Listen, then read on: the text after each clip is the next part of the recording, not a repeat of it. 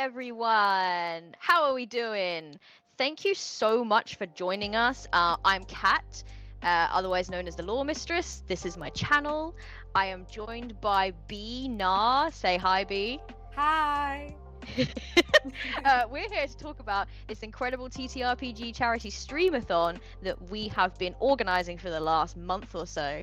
We've had an absolute blast doing so, and we thought before the game that you're actually here to see, because you're not really here to see us ramble, but that's fine, we'll give you a really quick rundown of why we are here.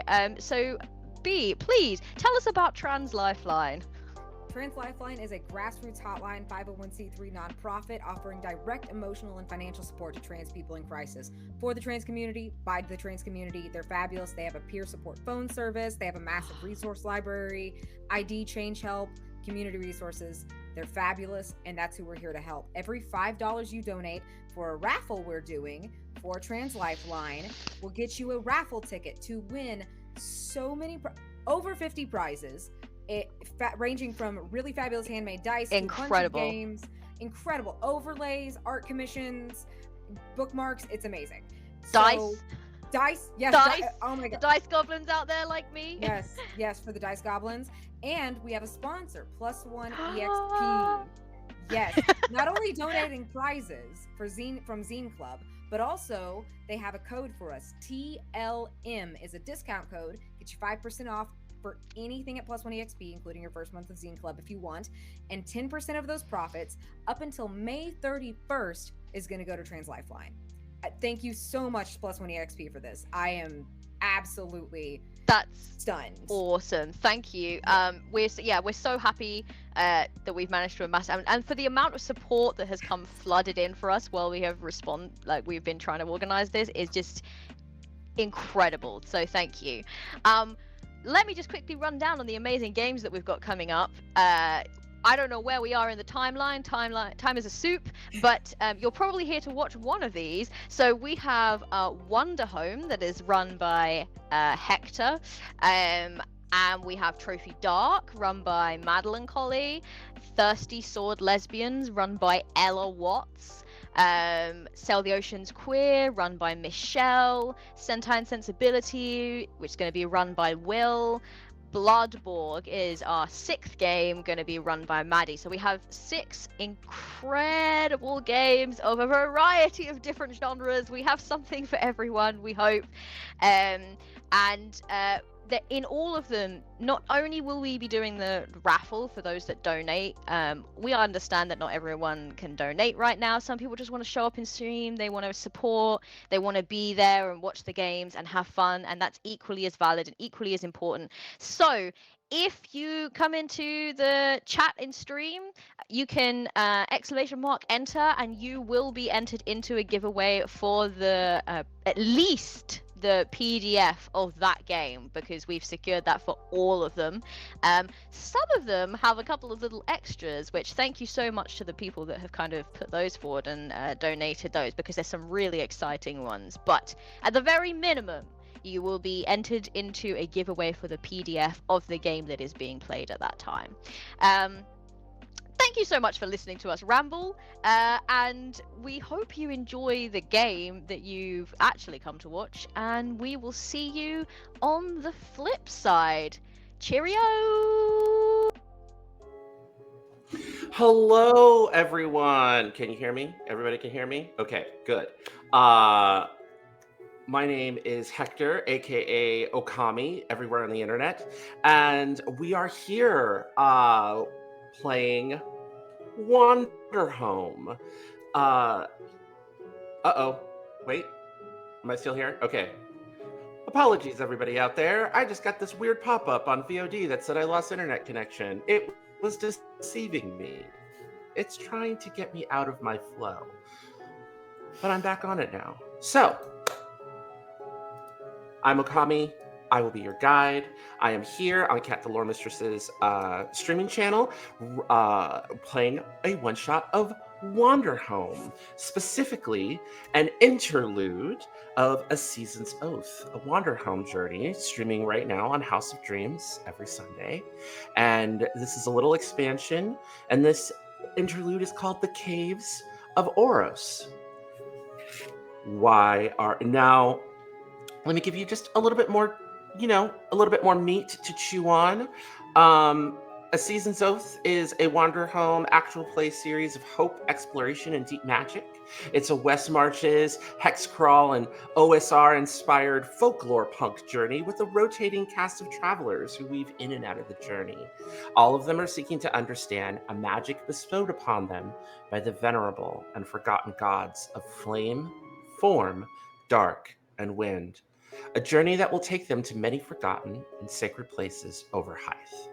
This series will showcase the full rules of Wanderhome by Possum Creek Games, including Seasons, Holidays, Guest Playbooks and Natures, and J Dragon's Patreon homebrew magic rules.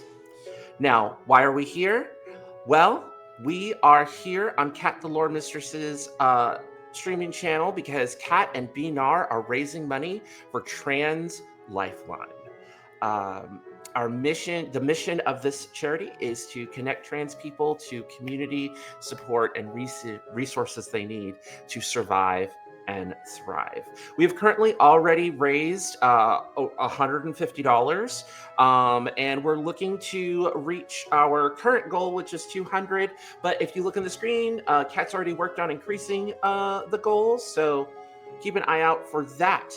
Donation details can be found in the chat, and we're also running a raffle. So every $5 donation equals one entry submitted. I have already introduced myself. As I said, a little bit of clarification. Hector, aka Okami. My pronouns are he, they, and I will be your guide today. And now let's introduce my players.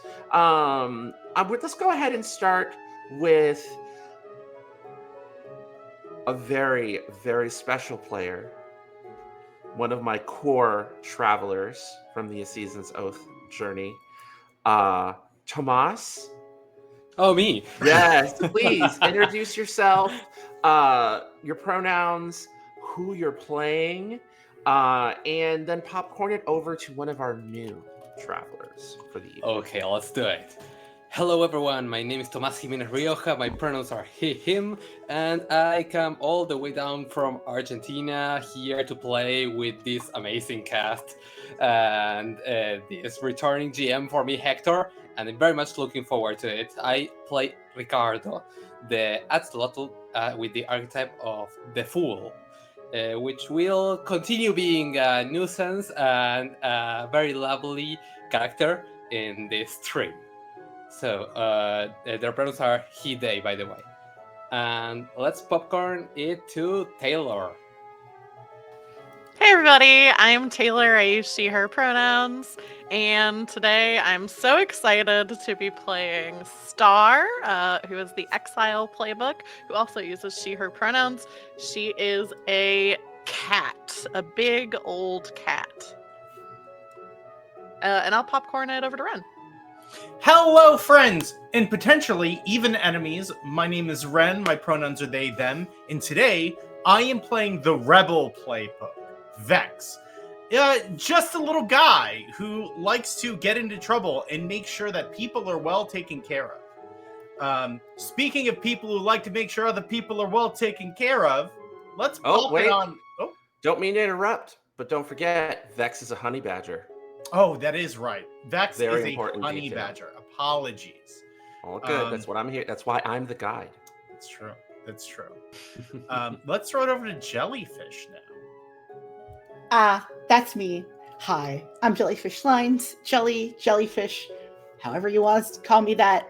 My pronouns are he, him, and I am just a little guy. And I'm also playing just a sad, wet mop of a hellbender. His name is Carebree. He is trying his best. He's the veteran playbook. He has a sword he will never, ever use. Excellent. So, before we begin, just a little bit of admin. Safety tools are in play. We are using a combination of the journeying tools that are in Wanderhome in combination with lines and veils and highlights. And the player/audience are encouraged to step away from the table to protect their headspace when necessary. Wanderhome can be a very emotional game that deals with, themes of trauma and themes of healing and emotional connection, and even dealing with like I said, trauma, particularly from war and separation from family. And if these issues are too much, please see to your mental health. It will be okay. We will have a break because Wanderhome is even built into the fabric of the game. People can get tokens for taking a rest. So at the halfway point, we're going to take some time for ourselves to have water and a snack. And you should too. And so this Streamathon is sponsored by +1 XP. Details can be found in the chat, but they have donated prizes to the raffle and are offering 5% off of any purchase made with code TLM, with 10% of the profits of those orders going to Trans Lifeline.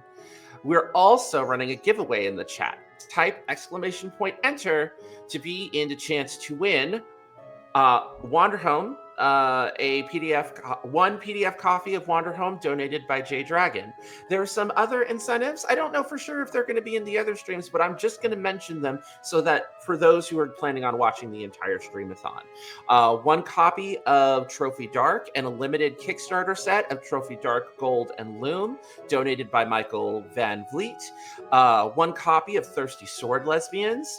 One copy of, two PDF copies of Sail the Oceans Queer. That previous copy of Thirsty Sword Lesbians, that's a PDF. Also, Sentai and Sensibility, one PDF copy of it. And then a PDF copy of Bloodborg and one limited edition Kickstarter hardcover of a physical copy of Bloodborg. So, without... one more thing. We've had a lot of incentives for Wanderhome, and we just want to let everybody know that for every $50 raised during the stream, we're going to be awakening a folklore. And this is the deep magics that pervade throughout all of Haus. There are 3 folklores for this place. So go ahead and do it. You all out there want to donate another $150 to see what sort of wild magic shenanigans that you're all going to be going into. Yes, Ren? We're already at 265. Well, Just it I'll looks like put we're that gonna out be. there, let you know. It looks like we're gonna be opening. At the very least, over the course, we're gonna be awakening the first 2 folklores of an area, and have 1 more folklore to go if we can get to 300. Let's go. Let's go, baby! So, without further ado, let us begin our journey into the Oros Caverns. Now, at the beginning of every Wanderhome journey, it's very important for us to answer 4 questions. We're going to answer these questions collaboratively. First question. What sort of place did we just travel from? You all have your connections. You've been traveling together for a while. Where did you just come from on your journey?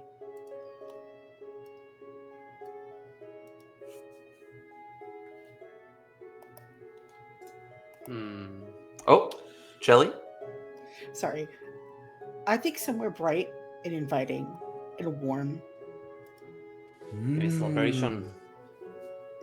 A celebration? Activity. So What like do a you think? bright, warm, and inviting that was also a big festival? Oh my gosh. Okay. On TikTok, sorry, I watch so much TikTok. On TikTok, like a couple weeks ago, there was this big event that was a cake picnic. And it was people brought, you had to pay to go, but if you went, you had to bring a full cake. And so all the pictures, it was literally like 1,000 people were there. So there were like 1,000 cakes spread out, and you would go and like get pieces from. Can it please be I that insist. we came from a cake festival of some kind, and there were Yeah, savory no, I cakes, love it. there were sweet cakes. A festival of 1,000 cakes. You guys went to like a warm, bright, and like a early, because early autumn essentially, because everybody wanted sweets, and you came from this one particular bright, warm, inviting town in the midst of this cake festival, and got to try as many slices of different kinds of cake as you all wanted, and it was wonderful. Now, that flows us into our second question. Do we feel our journey has been long?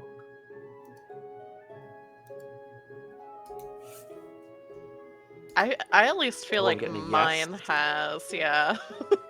Yeah, I'm thinking so Mhm. too. I mean, not necessarily for everyone here. Does anyone feel like depending on how other people feel, maybe some of us start earlier, maybe some after? I mean, It's more of a there's feeling, I think. it's more of a feeling, yeah. It feels long. I know for Mhm. Ricardo, it probably feels long considering the first Yeah, I've half been on of quite this a year. track. Yeah. And our third question, and it's always interesting mentioning this in a one-shot, but I think it will kind of speak to the character's motivations. Is there somewhere we hope to go?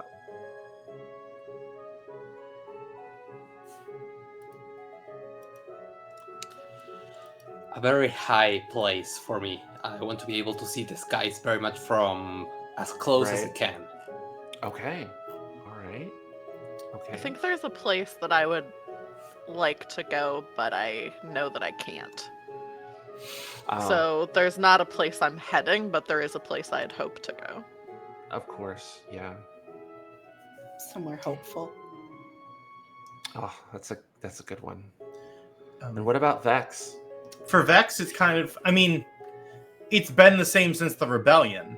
I'm looking for places where there's trouble, where they need help. Okay. And finally, but silently in our heads, where is my home?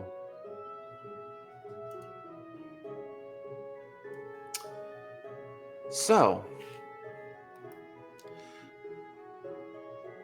all journeys begin and end in a place.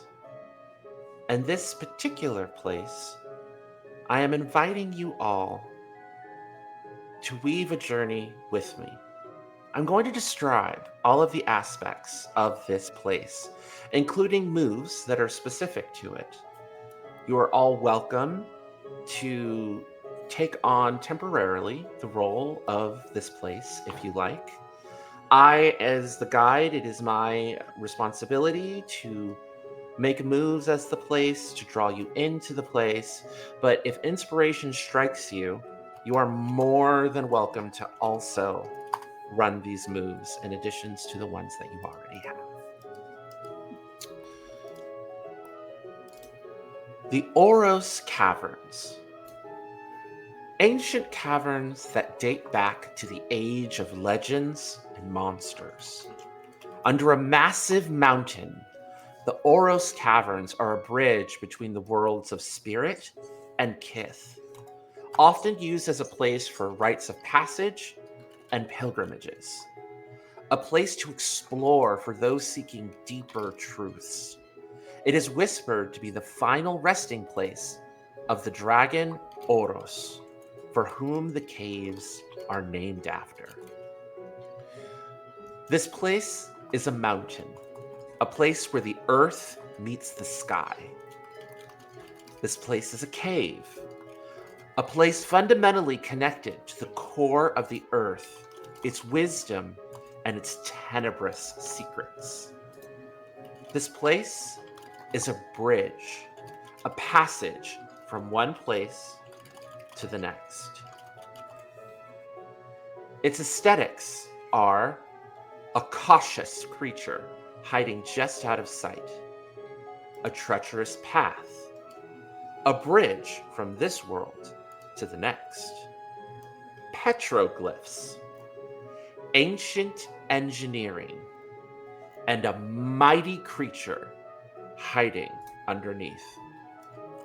This place can always describe what can be seen from way up here. Show someone pushed to desperate extremes. Isolate someone from everyone else. Give them a token. Describe the beauty of the deepest shadows of the world. Swallow something into the dark. Ask, will you wander ever deeper? Give them a token if they say yes. Describe the distance to the other side. Push something off the edge. And offer someone an easier way. Give someone a token if they don't take it. Now, the folklores that are going to be awakened on our journey, because we just received another $100 donation, are the Elk King feasting beneath the hills, the sleeping god at the bottom of the world, and the path carved by the giant king. Common animal folk: elks, moles, goats, and lions. Small and forgotten gods that are common to this place. Elk-shaped earth elementals and fungi folk. Fungi spelled, of course, F-U-N-G-I.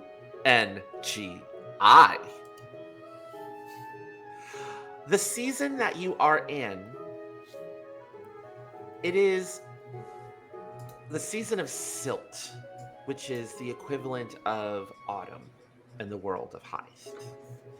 The month is Firetop. Firetop is the center of silt, when the trees are so bright and red that you'd be forgiven for assuming the forest itself was on fire.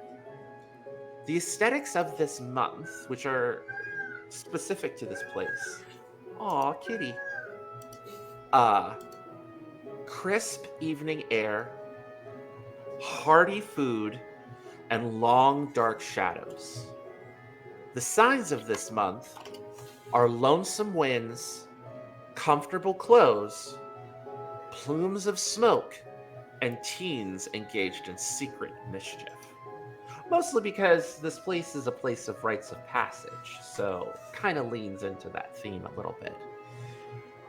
I want to begin with a plume of smoke. All of you are deep in the caverns, having taken refuge from a storm.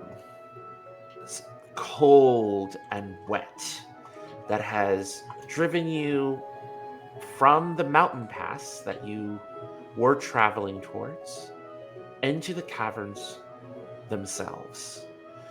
The plumes of smoke are coming from the embers of a fire that you all had made the night before. The smells of ash and warmth and charcoal and some sweet smelling herbs that Star had tossed into the fire the previous night. And you all wake up innately knowing that the sun has risen and that the storm is no longer a storm, but perhaps a gentle rain, as you can hear the pattering of rain droplets echoing through the cavern system. You all wake up. What do you do in these moments? What do you see around you? The first Star? thing, Oh, go ahead, Jelly. What's the first thing you see? it's probably more or less the smell of the fire and looking at like a cavern wall. Wake up, sees that the fire is still in embers, and just start stomping them out a little bit. Always put out your fires, folks. Always.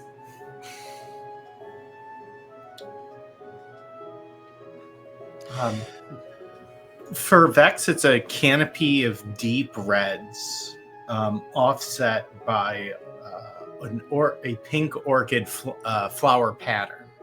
It's a little tent lean-to that they set up inside the cavern, just for comfort's sake, more than anything else. As they kind of stir, they hear the stomping outside, and they start to go through their pack and figure out what food they have to share for the morning before making their way out and trying to orient for what's next. I have a question for the group, which is, when we were setting up camp last night, did Star successfully old lady guilt trip anyone into setting up a tent and bed for her? Because I don't think she... Okay. Probably me as well. Yeah. I think it started with a well, where I come from, people care for their elders, and I wouldn't have to make my own tent. Yes. Vex and Ricardo both take a token for having been, kind and set up the tent. Ren as well. I managed. Ren and Ricardo both take a token for inconveniencing yourself to help someone else. In that case, sorry, go ahead, Ren. I feel like this has been going on for a lot more than one night, and at this point, for sure. Star will continue to do that, but Ricardo and Vex are just we're just going to do this every night, right? This is just what we do now. We need to care for to complain. Oh gosh, Vex, please take a token for speaking your true feelings on a subject. I'm getting so much better at this. Okay, then I think Star wakes up still kind of grumpy because we're in a damp, dank, dark cave.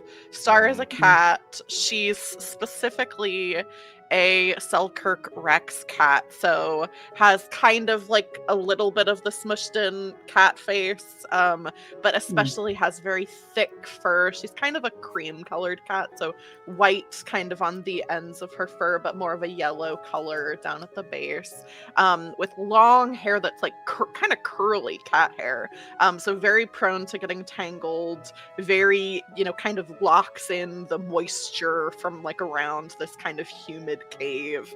So, and the moisture's not good for her joints. She's old. She's not as old as she acts like she is.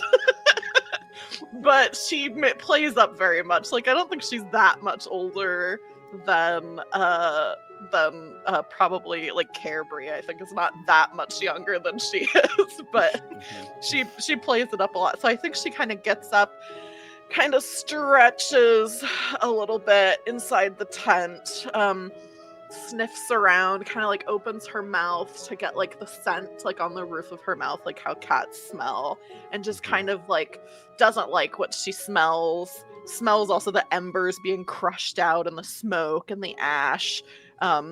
Just puts cuts on off her that like those nice herbs that you put in for this very reason.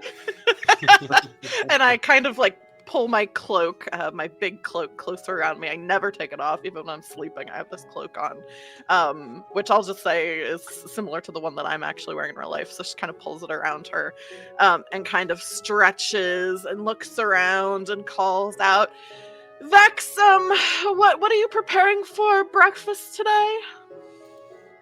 Well, A tasty morsel?" Vex like crawls out, and so Vex has like a dark brown back, like kind of like from here up and over and done back, just dark, like what actually is a lighter brown, almost red, and then like dark brown snoot down to the torso. Is wearing like a asymmetrical button down, red with black kind of plaid shirt, black slacks, and comes out with like an old worn bag, and is like pulling out like, well, I have stale bread, and I think this is a differenter stale bread. We have a leaf as well. Yes, a leaf. Thank you so much. What else? Stale bread and a leaf is what we have for breakfast here. Is that what I'm hearing? There's a bit of water. He splashed it over his face. I just like start. There was water. I just like start cutting like little bits of fruit, like an apple. I suppose an apple would be sufficient. Go ahead and take a token for speaking your true feelings on a subject. I'm gonna get a lot of tokens for that.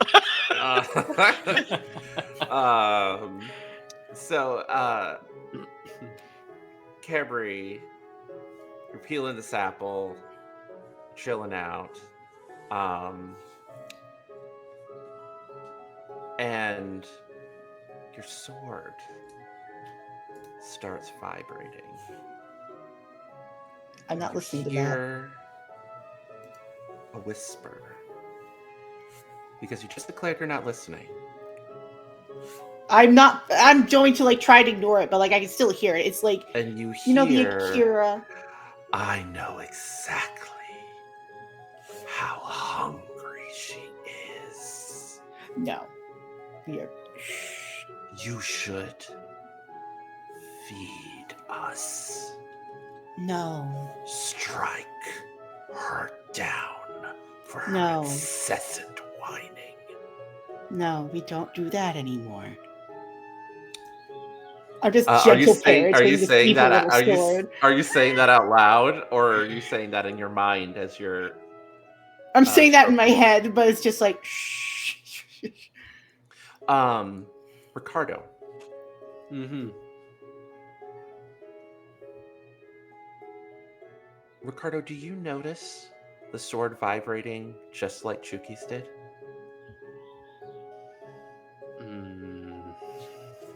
Probably I can see Carberry is how it's spelled, pronounced. Yeah. Yeah. Carrie is doing something similar with their sword as my previous companion Chucky did. And I'll come closer and say, "Are you okay? Yeah. There's some stale bread over here if you want to." Thank you. Thank you. I would like to. Thank you. And I also like trade off an apple slice. Actually, Okay, 2 appy slices.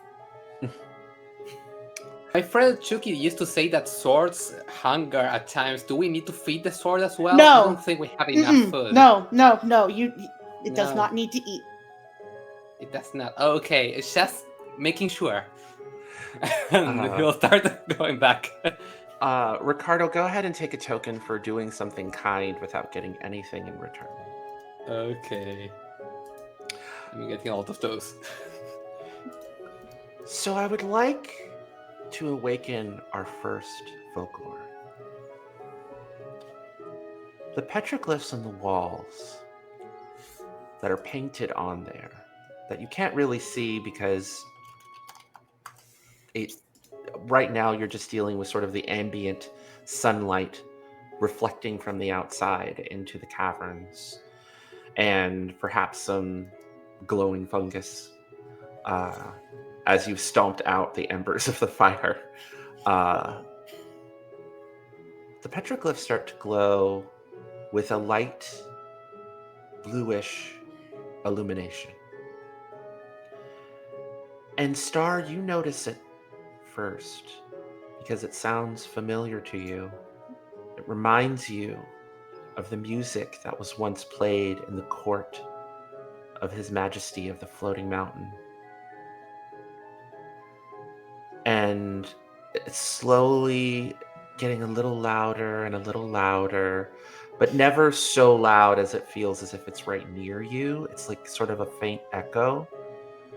Before the others hear it, this, and I'm talking like string instruments, hammered dulcimer, simple drums, the kind of music played during the feasts when your home was at its height. Do they come from deeper into the cave? They come from deeper. Oh. Star, do you say anything before the others hear it? How does it make you feel? How do you react? I think immediately as soon as I hear it, my hackles start to rise, which no one else would really be able to see because I have this big cloak that I keep myself very well covered. But my hackles start to rise a little bit as I look around and see, like, my ears are kind of turning in the direction of like where that sound is coming from. And I feel bittersweet because the music in the halls of the king took things from my culture and twisted them. So it's a familiar melody played with unfamiliar instruments. And so there's a part of it just feels wrong. It's like listening to like a bad cover of like your favorite song where you're like, I wish they wouldn't have done this. Right. I wish this didn't exist. So my hackles rise. Yeah. And I like kind of sniff the air to see if I can like understand anything that's going on. And I kind of come out of, I kind of was, I think, peeking out of my little tent, and I kind of fully come out, and I say, something's afoot. Something's not right. It's at that point that you all can start hearing the music starting to echo. You said you smelled the air. What delicious, opulent, feast-like food do you smell? Stale bread.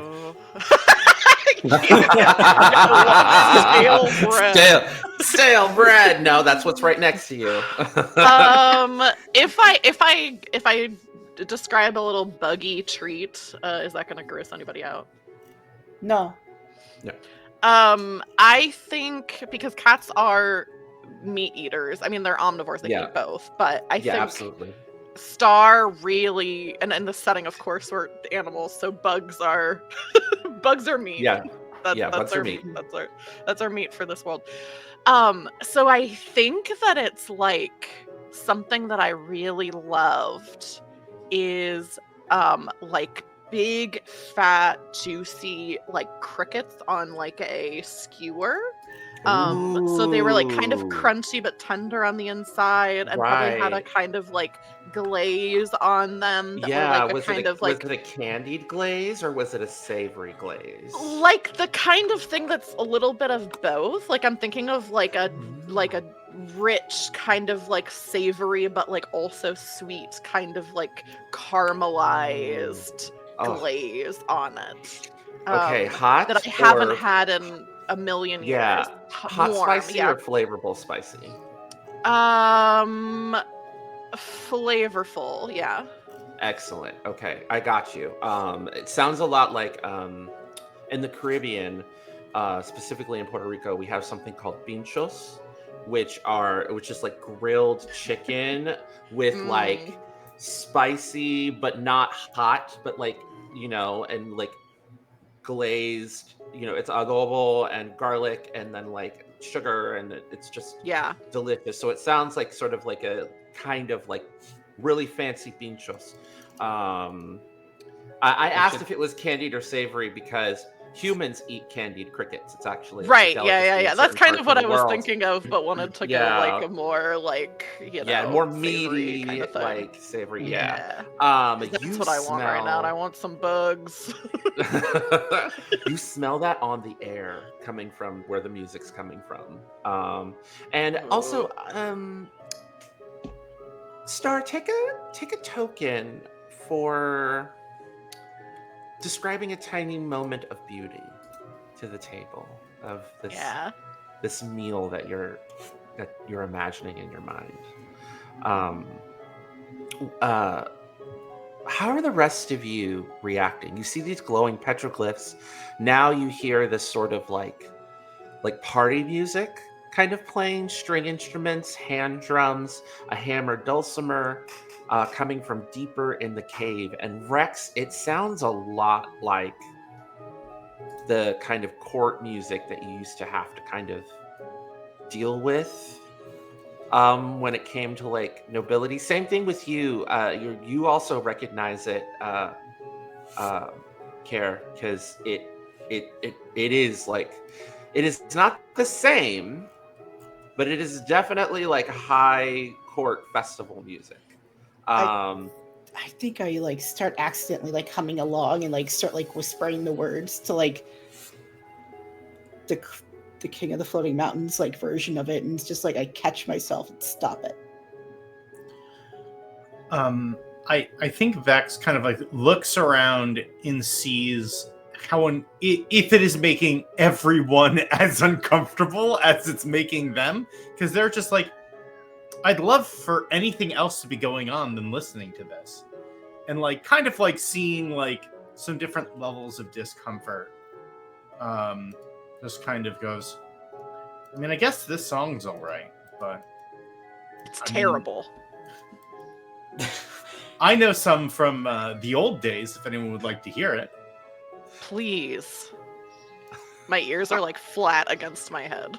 Star, go ahead and take a token for speaking your true feelings on a subject, because it's terrible. Ricardo, your eyes seem to be shining. You got me there. What would you like to do? The thing is, Ricardo knows nothing about the whole story behind this. So, Ricardo comes from a place that is very much tied to music and all that stuff. So the moment that he starts to hear that music, he'll jump out and say, "Are we there yet?" and start running towards the music. We're not there yet. I'm going to like immediately go try and get him. Do you all follow? Mm-hmm. Yeah. So Ricardo is fast, just sort of moving, just like so slippery and very much slippery. And I would like to ask a question. Will you wander ever deeper? Me? Ricardo, I know or the answer. Everyone. Okay, everyone. yeah, it was pretty obvious. I'm gonna ask everyone. Well, we're gonna start with you, Ricardo. Will you wander ever deeper? I'm pretty sure it's yes. Always for adventure, Always, yeah. okay. Without thinking twice. How about the rest of Or you? I know once. that you're all kind of chasing Yeah. Ricardo, but Yeah. yes, Oh, you will. yeah. I hesitate, but yes, I think I'm the slowest of the group. And so I am not running, maybe a fast walk. And I pause, but I do follow. All of you gain a token because you said yes. Yeah, as everyone starts to go, Vex kind of like turns around and grabs the overhang by the two like ropes that are kind of like attached to corners, and pulls them down and pulls the cloth around into a fold up bag, throws it over their shoulder, and Care is going to be chasing Ricardo. I'm going to make sure nothing happens to Star on the way down, and we will get there. No, of course, absolutely. A quick takedown of camp, checking in on Star. Go ahead and take a token for going and inconveniencing yourself to, help someone without expecting anything in return. Vex, and eventually, you all find yourselves. The glow from the petroglyphs eventually eases as you see it replaced with a warm light coming from an open cavern and torches. As around the corner, you see carved, like literally into the caverns, a vast feast hall. Long tables, bright torches illuminating the walls. The tables are filled with platters of food, lots of salad and stewed and steamed vegetables, savory meat dishes of all kinds, including your favorite one, Star. And in the back of the room, there's a steps and elevated platform in the back of the cavern, with an additional table and long table, of prominence, where there are other and a huge throne behind the center of the table, and you can see that this place is just filled with all of these different kith, kind of interspersed with these, you're pretty sure they're small gods, because at first they look like elk, but they're not. Their horns, their antlers are made of moonstone. Their eyes are also like moonstone. And their fur is they're carved. I don't know if you've ever seen stones that have been etched so thin they look like they have texture, statue work. But they're made of soft, literally sculpted earth stone, and their hoof feet are made of moonstone. And you see them not necessarily not in servant attire, but doing serving work. They're bringing platters to people. Occasionally, the people you see is a mismatch of the various different kits that I said. There are elk here, regular elk, which is how you were able to quickly identify these small gods that are, kind of, serving, and elks, moles, goats, and lions. You see just sort of a smattering of those, all dressed in really nice upper class attire, doublets and houppelons and of all kinds of different like fashions, embroidered tunics, just all sort of sitting and feasting and enjoying this meal with goblets made of silver and steel and gold. And they're all wearing like really nice like jewelry, but the colors they're all wearing are all very like bold like jewel tones, like greens, moss green, deep rusty reds and browns, and it's all very like what we would consider like kind of elvish, like kind of the forest, like the accented with golds and silvers, to kind of like make their clothing pop more.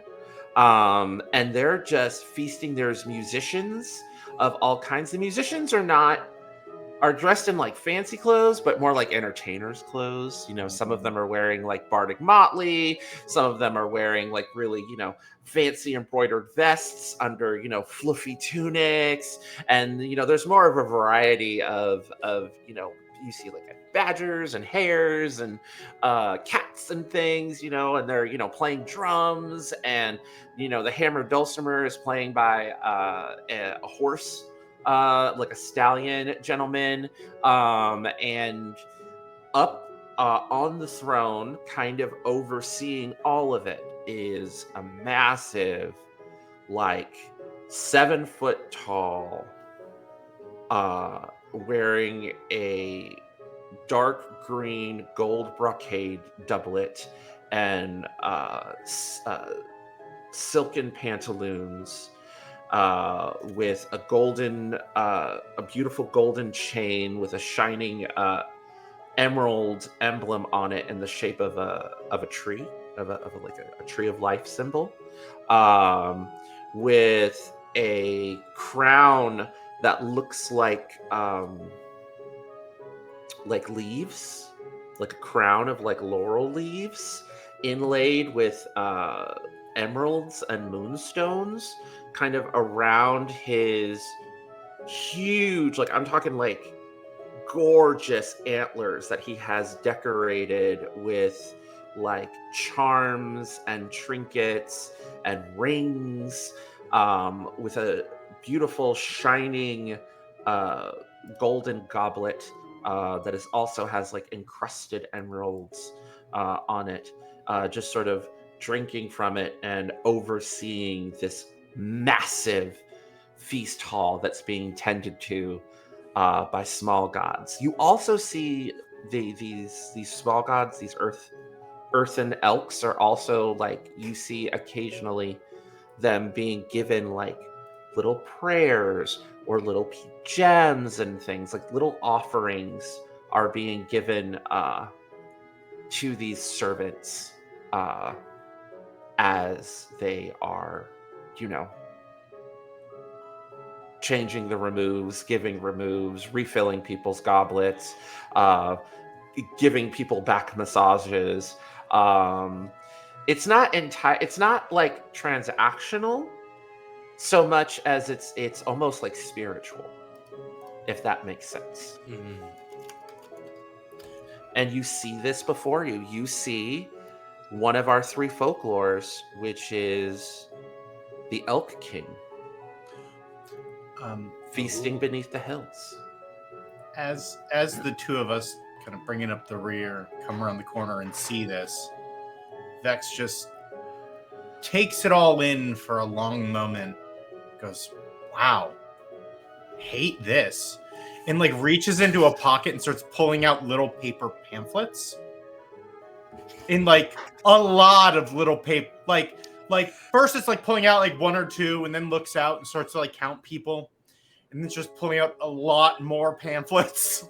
Like, this is not a fan. This is bad. You might want to grab at least 5 more. I think Carberry is just like, he hasn't seen this, and he didn't know that this existed. And he doesn't think that anything that is topside, that is not us four, has seen this in generations. Not anyone, not anything.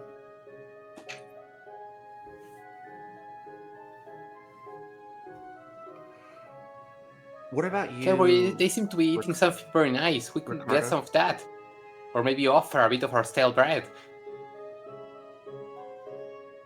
Is Ricardo? Ricardo, I think, got here first. Are you just digging in? Like, are you jumping Yeah, are you into going this ham game? right now? He went in at the moment that he started seeing all of that. He stopped for a second, looked at Kerbery, and just offered this idea of offering our food to these guests. To add. Let's say. I think when Ricardo, because Ricardo stops, I think that gives us a little time to catch up. And I think Star is also kind of looking around, has her eyes kind of like mostly closed, the way that cats kind of do when they're surveying something but want to seem like they're maybe asleep, even though she's standing up. Just kind of is looking around, puts a hand on Ricardo and says, I'm going to do something I can always do, which is say an expression in my traditional language. Ooh. And I'm going to put a hand on Ricardo and I'm going to say, where I come from, we have an expression that I think applies here. You don't have to follow this, but it might be useful to consider. It's difficult to translate, but it effectively would mean, how do I say this? Don't feast where you can't make dirt. If you're not comfortable enough to make dirt someplace, then you may want to consider if you're comfortable enough to eat there. Then do with that as you'd like. You're Ricardo is blinking an with adult. one eye at a time, doing the whole face blank, not processing the whole phrase. Like what? Yeah, and nodding a bit. At this point, one of the small gods, the elk elementals, just sort of appears.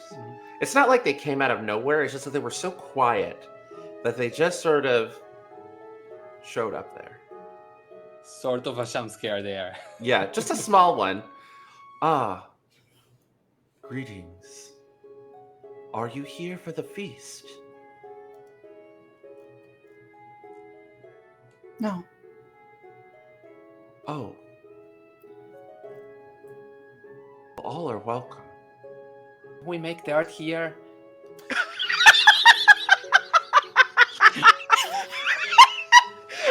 I wince a little bit, but I am waiting for the answer. I'm afraid I do not understand. I didn't either.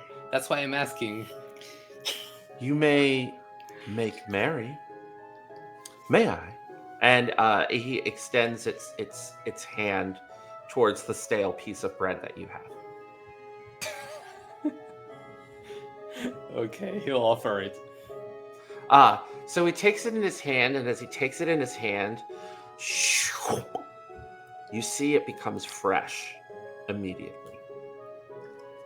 Whatever you have to share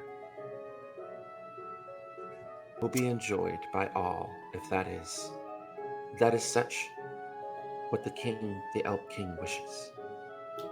And he hands the now fresh bread back to you. I'm going to gently give an apple slice to a small god, and I just pat it on his hand and says, you keep this. One person should not be in charge of everyone else. I am honored for your offering.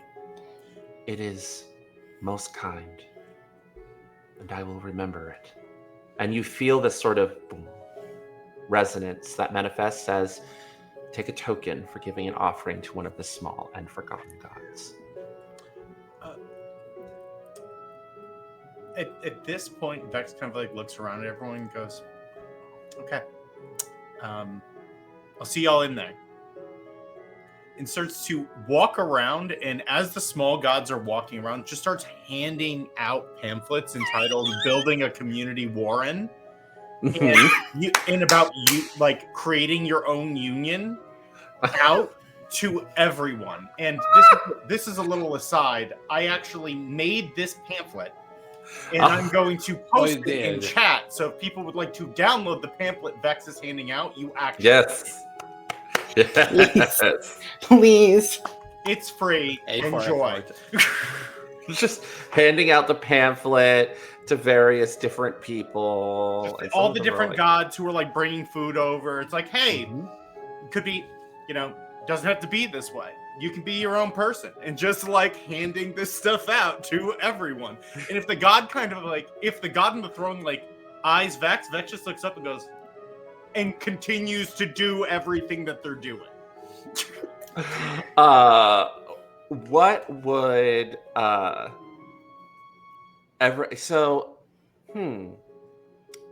interesting.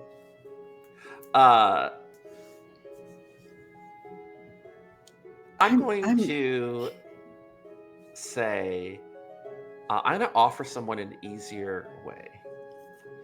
And one of the elk small gods is going to say, if you just sit down and enjoy the meal, you may be able to engage people in conversation.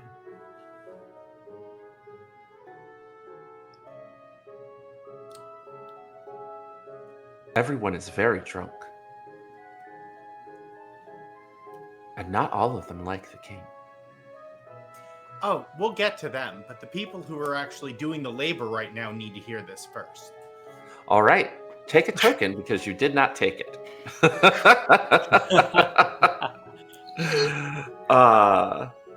Ricardo, what are you doing in this moment? The moment I see Beth starting with the pamphlets, internally Ricardo has been having like a fascination with the rebel in the group. So he will go towards them and try to grab some pamphlets to help out with giving them away. Right. If you're okay with it. No, that would be... Vex immediately slaps a fistful of them right in Ricardo's hand. Yes. And goes yes. Like page by page, like, okay, here's the information from each, just so that you know. If you can't remember it all, then just give it to them. Just give it to them and tell them that you wish them well, and that's it. You're great. I will. Don't forget to eat something. You too. He will continue going over there. Karen, I think I'm gonna... Star, what are the two of you doing? Oh, go ahead. I think I see all of this, and I am pissed. I am mad. I left one king. I never wanted to see another one. And I think I just shout, down with the kings. Just as like, in this. Everything goes quiet. The music stops. Everyone looks around. And the Elk King looks at you.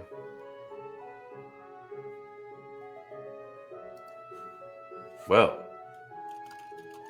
and his voice echoes in the cavern. Soldier, I see. I recognize that glyph. You do. I do. I am not the tyrant that sits upon the floating mountain.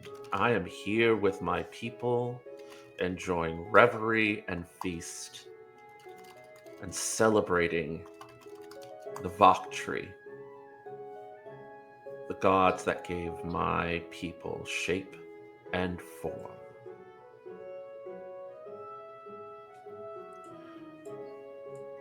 The war is over.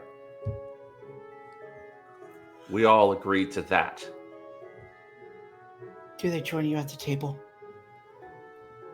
As equals? Sit at the table with your people.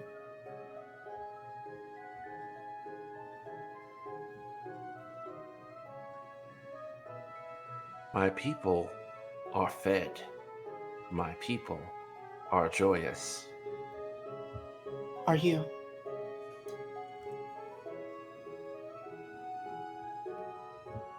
It is not my job to be joyous.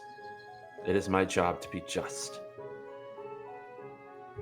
And there is a weight. One that you recognize in his eyes.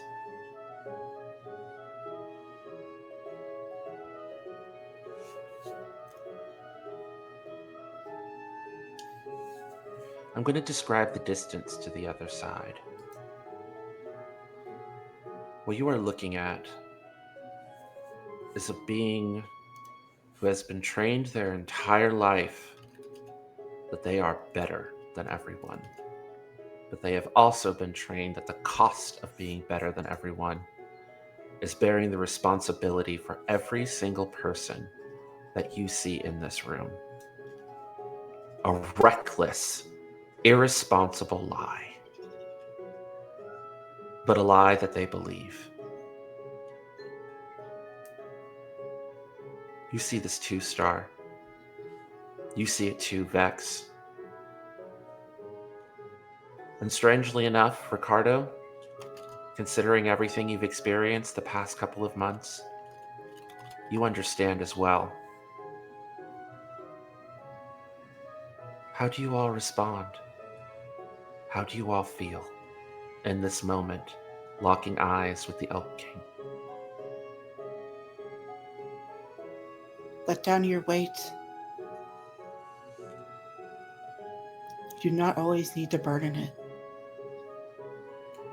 At least not alone.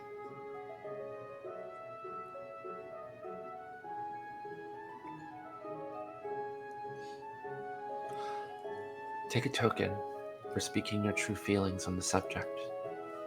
Vex. Before Vex does anything, the person that Vex knows would know most about this in the room is Star.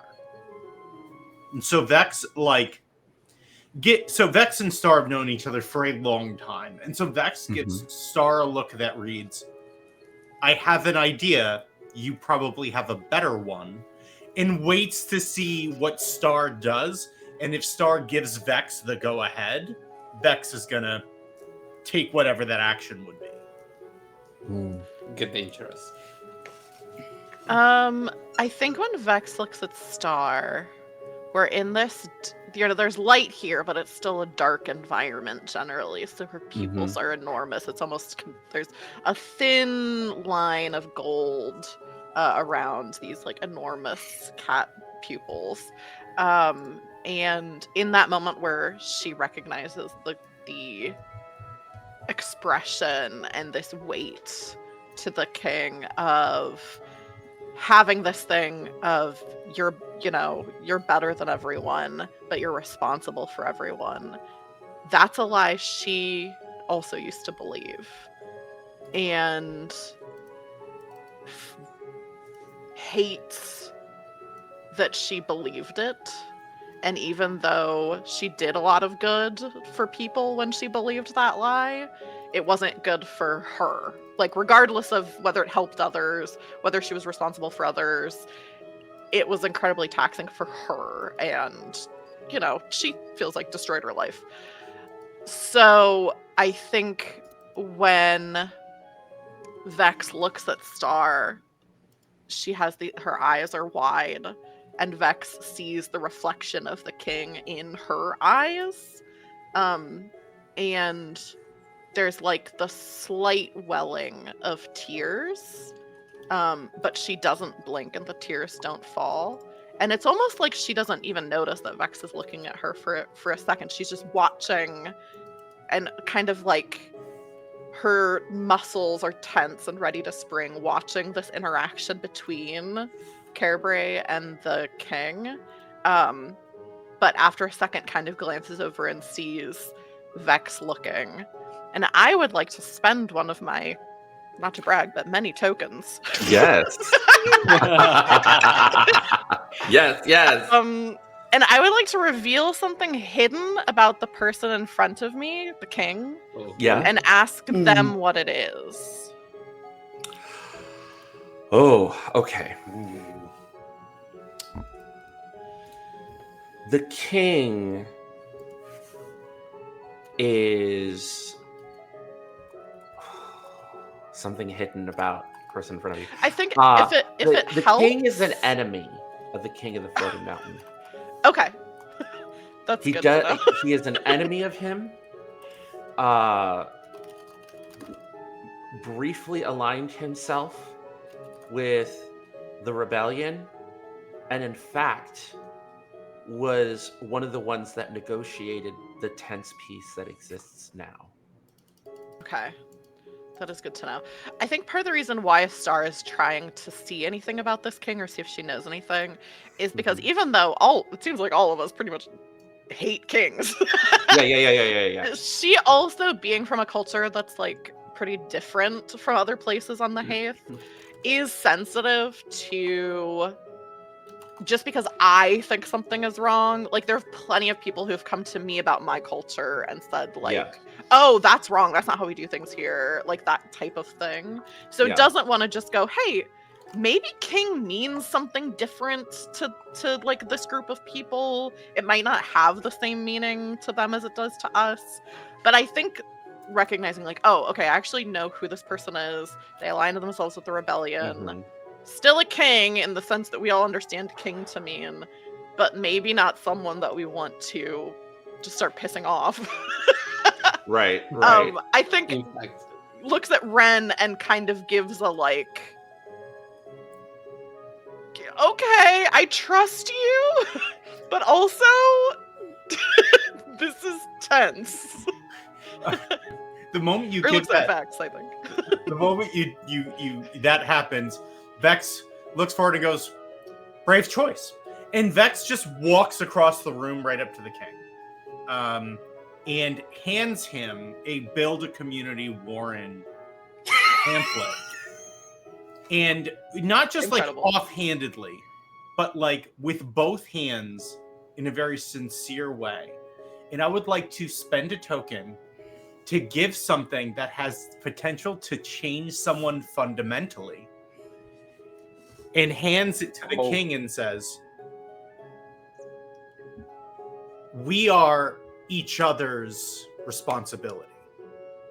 Everyone in this room has something to offer everyone else.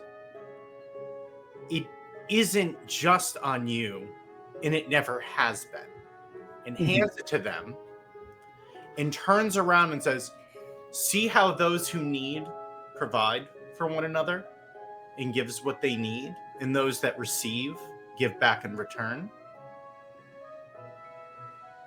This is how it can be. The only difference is the chairs down there are a lot less lonely. The Elk King takes the pamphlet, looks at it. After ascending from his throne and coming down to meet you, you speak great wisdom. He looks at the pamphlet. Vex.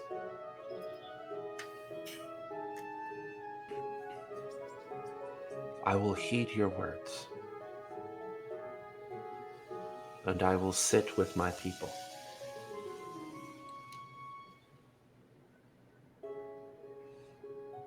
But, and he walks around the high table and comes down, and it's at this point the height is like, oh gosh, like it's a little more obvious as he comes down from the throne. But would you be willing to do something for myself and my people in return?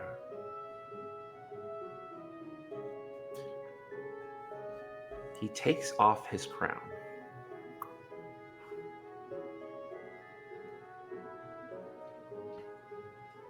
Before you leave this caverns, will you and your companions, after you have had a meal,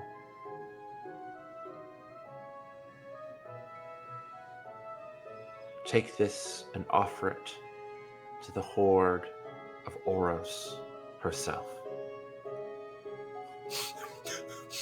Vex, like, has their hands up to receive it, but also is looking back at everyone like, I am not in charge here. I don't make the decisions. Are we doing this? Like, Oh, did you all like put your thumbs up? Yeah, because I just go wide out at the shiny crown in front of them. And he hands it over to you, and it feels so heavy in your hands. And it's not like the physical weight, it's like an emotional weight, you know? And it's like, and you all have a magic, right? That is growing within you. And this crown is like weighed down with a sincere power. One that you know could grant you great power if you put it on, but also may very well inflict the burden that he has been carrying for so long upon you as well.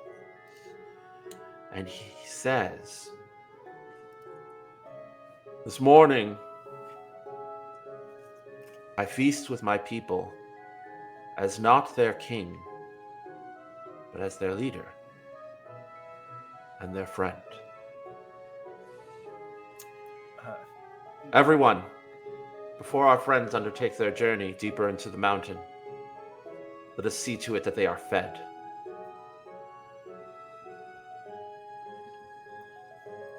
And everyone cheers. The music swells.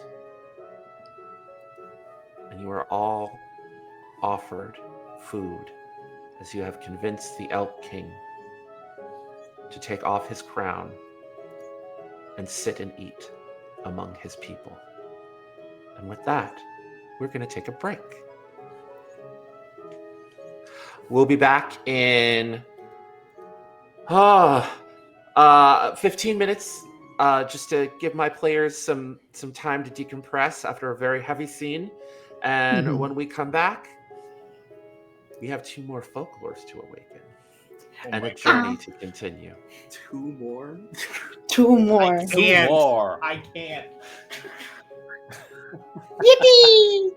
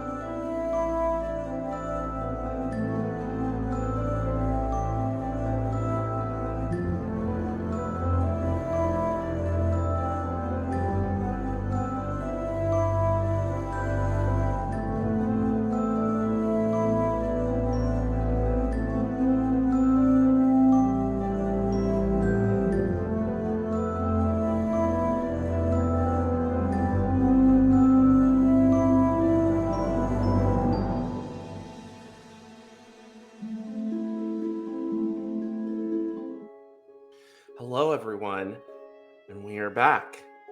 So, for the sake of honoring Big Swings, if it is okay with the table, I would like to say that you all had a fantastic meal that was very filling. You were all given provisions. Your water skins were refilled. You were given a skin of wine. You were given fresh bread and cheese and some dried meats and things that are going to last, right? Things that you can deal with. And you know, a hearty expression of gratitude. You find yourselves later in the day amongst a vast, cavernous path. You feel dwarfed by how massive this tunnel is, as you are in the path carved by the Giant King. The Elk King told you that there was a path carved out by the giants that once lived upon and strided over Hythe, and how their king, in honor and at the request of the gods, constructed a winding central path deeper into the heart of the mountain. You can see bands of arches encircling this tunnel with all kinds of strange symbols, petroglyph symbols that glow with a cool green inner light. In between these bands, the stones are covered with bioluminescent fungi that glow with the same glow as the petroglyphs. It is dry here. While there's moisture in the air, there is no moisture dripping from above. There is no moisture or mud on the ground. You can almost like there's an inner warmth coming from the light. And Star, you can feel your fur just sort of start to puff up and warm and just this wonderful feeling almost of like walking in the sun. It's occasionally interrupted by one of the chill winds of the season, but there is some deep, ancient magic in this path that keeps your temperature comfortable. And it is only the weather of the season that occasionally interrupts your journey.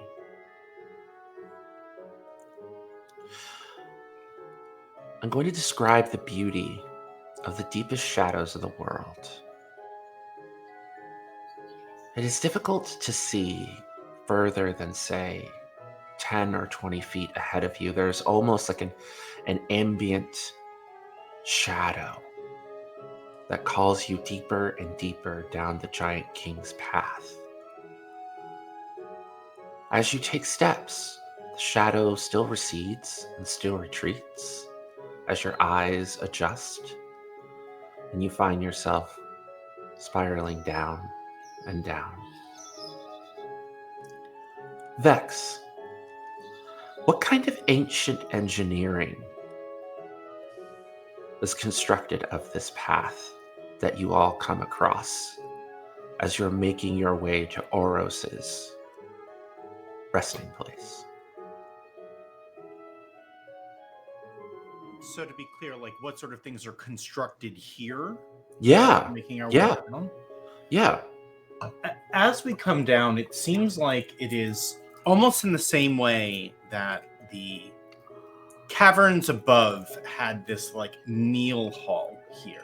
It opens up into almost a town, a main path with almost like adobo style flat roofed buildings on both sides that like tear up into this widening opening cavern. From here, it's quiet, so it's a little hard to tell if it's currently being used or not. But something definitely lived here and might still.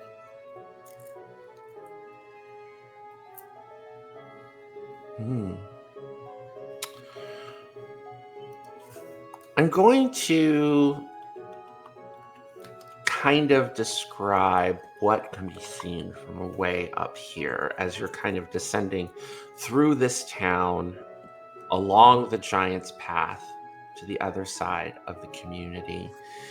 You see that the petroglyphs kind of give way to like signs with an ancient language on it that none of you recognize but seems familiar.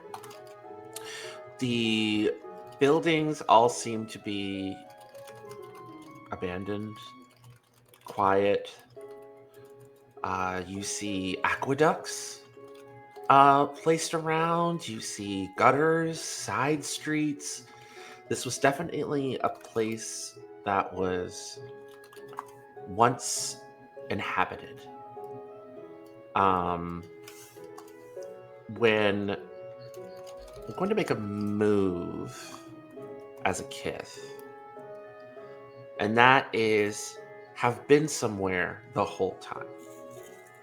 And one of the Voktri speaks up and says, "What are you doing here?" And you see this particular Voktri is a little different. Instead of having moonstone eyes, it has like smoothed over emerald eyes, as if they had been carefully, rounded by a jeweler and embedded. And they just kind of like, they're like right there near the group. And you're not sure how you missed it because these things are tall. They're like 6 feet tall. They got moonstone antlers, moonstone hooves. You're not sure, like, how did this person get past us? I have a move I can always do. Yeah. Which is I can always say, "You look familiar." Oh. So I think Star has, since it's been warm, has taken her hood off. You can see a little bit of this kind of yellow dress that she's wearing underneath, but not too much. And you can see she's kind of got some scars and things, like an old cat that's been through a lot of fights. Her ears are a little bit scarred up now. But yeah, as she turns, starts to almost hiss, and then stops herself and says, "You look familiar." Oh.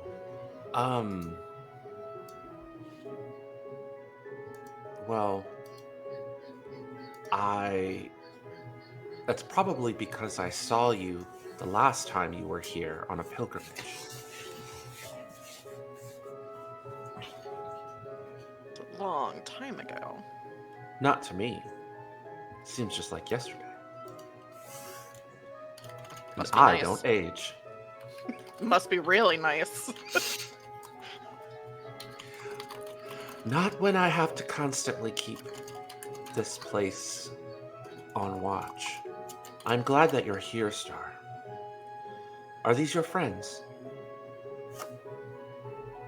Yes. But I'm sorry, remind me, you know my name, but I've forgotten yours. I'm Voktri. Which is interesting because, like, that's like what the king said the elk small gods were. Yeah. I, Oh, we are all Voktri. I do not have my own name, like Kith do.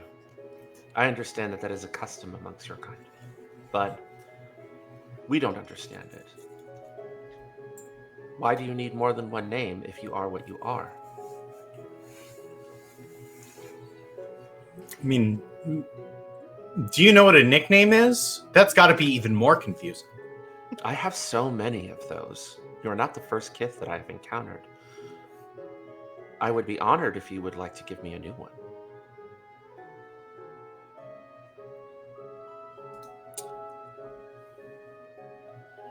I like Shine for you. Shine.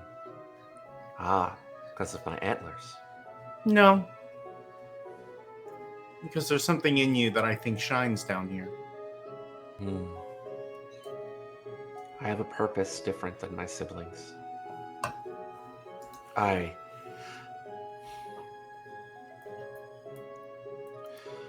he's gonna make a move. Point out danger, real or imagined. Oh. It is my duty to see to it that the caverns are watched over, the paths between this world and the world of spirit are maintained, and to watch over Oros's sleeping form.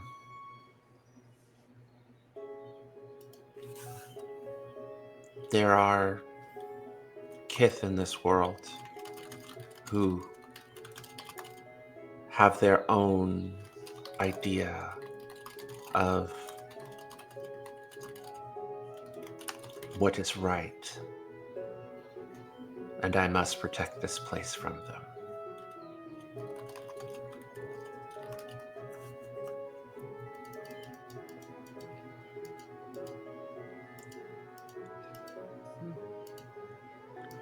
What's that you're hiding? As he makes another question move, bearing down on Vex, his eyes narrowing. So, at this point, the crown is wrapped in. When Vex unfolded it and set the crown in it, the kind of tent overhang became really clear. It is a series of old battle banners from the rebellion that have been sewn and patched together. In some of the banners are like very small, others would be more like tapestry length. So it's a lot of different banners. And so wrapped up, the crown is wrapped in that, strapped to Vex's back. And Vex is is engaged in the conversation, but at the same time is very conscious of the fact that there's a giant crown strapped to their back, and goes, "Oh, me? I'm actually not this tall. I have inserts in my shoes. That's not what you're talking about. This? It's a thing that we got to bring to a place for a guy." Just full-blown panic. Was not expecting at all for like this sudden confrontation.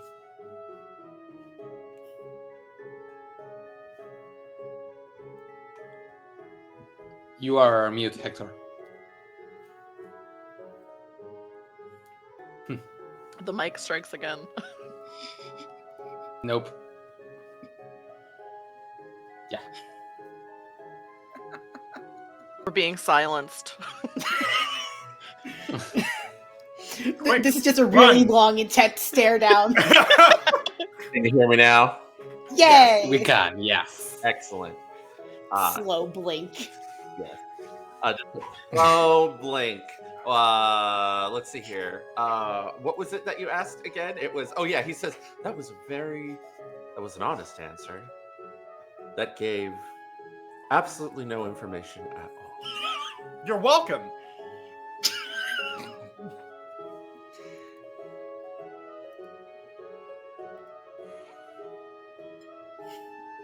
Is it dangerous?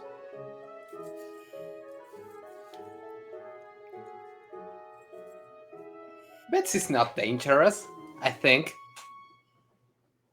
They're a friend.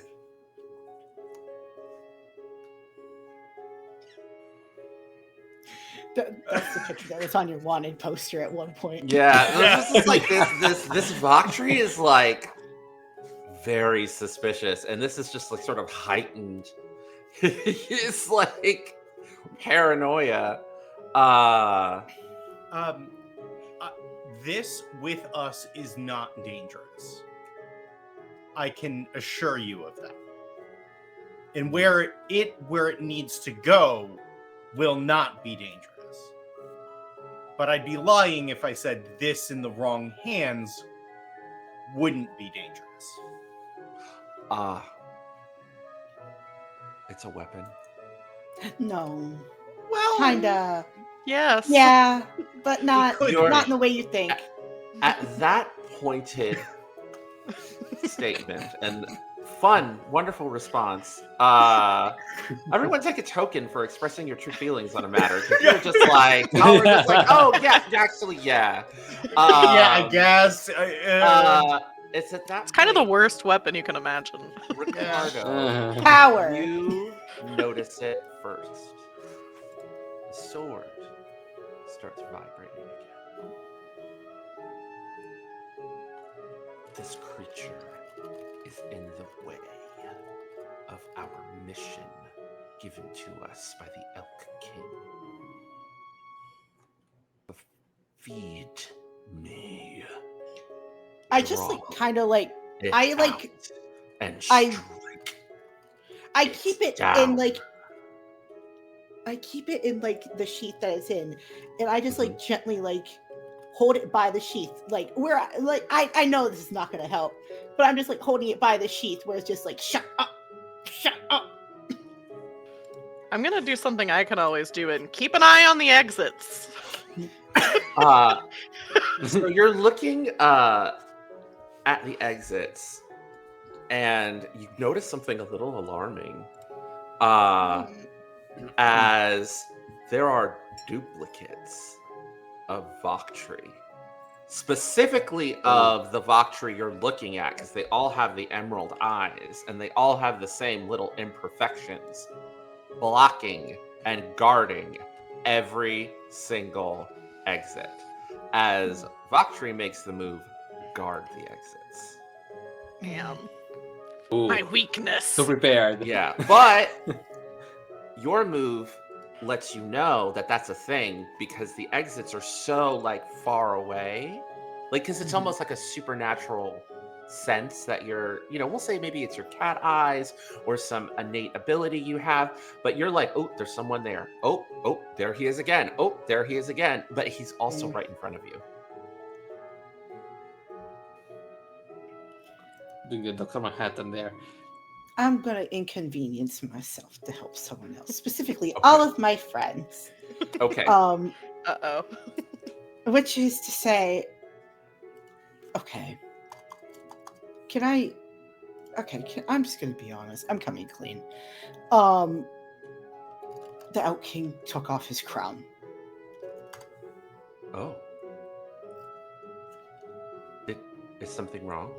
No. He joined his people. Wait, did you say he chose his people? He joined his people. Oh. Well.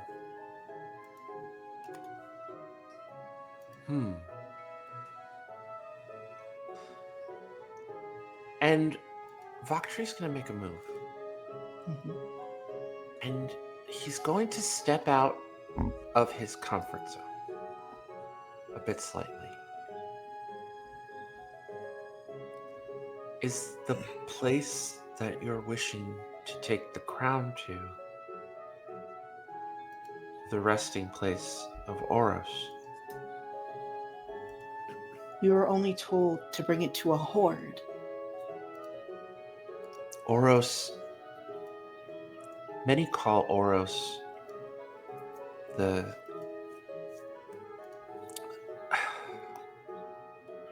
sleeping god at the bottom of the world. Is one of her many titles. Oros is a dragon. And dragons have hordes. I can take you there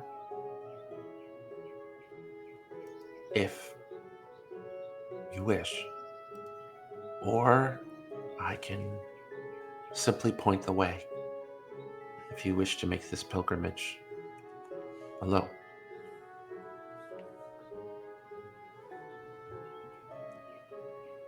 It's always good to have a new friend.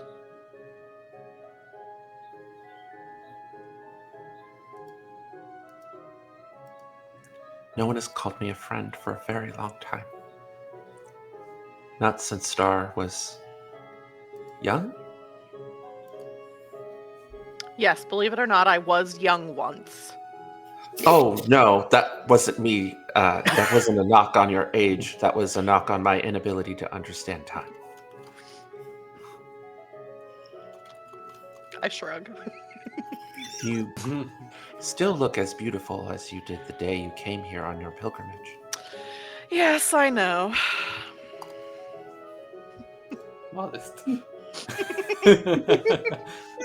I'm speaking my truth. I was about to say, just shovel in those tokens. Take a Just- token. Yeah. Take a token. Definitely take a token for speaking your true feelings on a subject. I'm gorgeous. And I am a rough-looking cat, so You're it a is rough-looking funny. cat.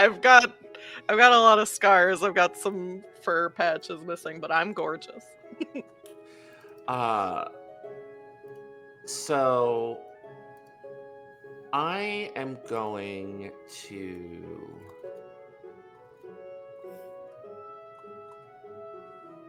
swallow something into the dark. Ooh. And at this point, the way that manifests is Vaktree closes his eyes, and as he closes his eyes, the ambient light of the area starts to dim and darken, and everything goes black. In these silent, quiet moments in this darkness, are there any moves or things you would like to say before we move into the next scene? Yes, Jelly. I have Dark 1. Excellent. Please explain how Dark 1 works. Dark 1. Dark magic, I have Deep 1. Spend a token and close your eyes. Then close your eyes again. In this state, you can see the ghosts of paths of millions of years ago, the dream roads of fossils, ancient creatures long forgotten to history. Follow these veins and you will find your way to safety. If you look at someone else in this state, you can see the light inside their heart and what shape it takes. Do not look at any bright lights while in this state. And I am going to just close my eyes, close them again, take a hand and put it back behind me to grab my friend's hands, Vex and Ricardo, and I like to think that it chains and they can all see the light. You're all filled with this magic in this darkness. And when you open your eyes a second time, you see just an ethereal, otherworldly light as you're all floating through pathways deeper and deeper into the earth. All cool colors, greens, blues, dark, various shades of black, but it's not black. It's just blues that are so dark that they feel black. And punctuated by occasional bursts of warm colors for accent, like starlight. And you see all of these like paths and roads winding all around you, all of these spirits floating and dancing all around you as Vaktree is guiding you through the very spirit pathways of the earth. And you see it illuminating all around you. The vibrant and infinite path hidden in the deepest darkest places in the earth. I will say that all of you see this as you're being guided down the spiritual path. But only you, Karen, will see the light in everyone's hearts. I will start with Voktri. Voktri's heart is vibrant and green and earthy and feels like 1,000 hugs from 1,000 moments pulled close to the breast of the feminine manifestation of the earth itself. Some would call it Gaia, but she goes by many names. And she is many genders. Star, what does the inner light of your heart look like?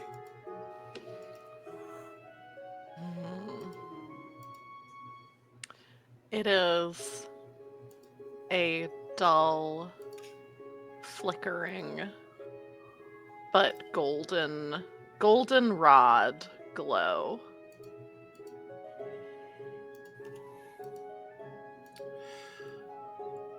Ricardo, what does your heart look like? The inner light of your heart. I would say it is kind of similar to that one of a small light blue energy, close to a celestial entity there, in a star shining in the middle of the night, but small in nature, trying to shine as bright as it can. You also see an outline of an apparition of an older axolotl woman wearing a shawl that is similar to the one that Ricardo wears, holding his hand with a look of serenity and peace on her face. Vex, what does the light of your inner heart look like? It looks like a field of red smattered with pink orchids. And they seem to kind of like blow in almost this wind that you can't see. But somewhere in the center, you see this like dark spot, this kind of emptiness that from looking at it, especially considering how much you know Vex from our travels, you can kind of pinpoint that must have been when they lost their the leader of the rebellion. That bloody night sits heavy with them, and you can almost sense a weight there that has nothing to do with the crown on their back.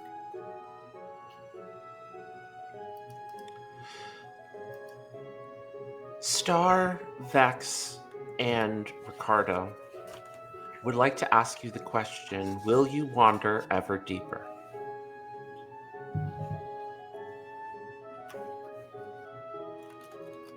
Yes, I believe in this case. There is a task that was given to us, and Ricardo is pretty much focused on that at the moment, trying to help out those who asked for help. Star?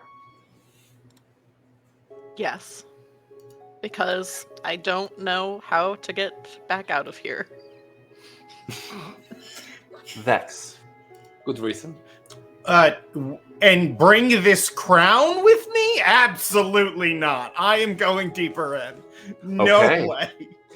all of you gain a token, but also, because you have chosen to wander ever deeper, you can now see the inner light of Caravan's heart. Carabri. Carabri. Sorry, there's an R-E at the end of that. Carabri's heart. What does it look like, Carabri? You cannot see it yourself, but your companions will see it. Have you ever had a dandelion in the puffball form where you blow on it and there's just one little seed left that's clinging to it? One wish. That's what it looks like.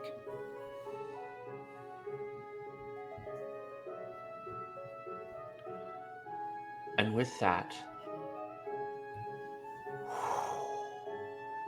you feel chill, cool breeze go past all of you. And light pour all around you, pushing back the surreal imagery of the magic that was invoked to allow you to see through the infinite darkness in the heart of the earth. And you find yourselves in a quiet chamber. It seems to be entirely carved of blue marble.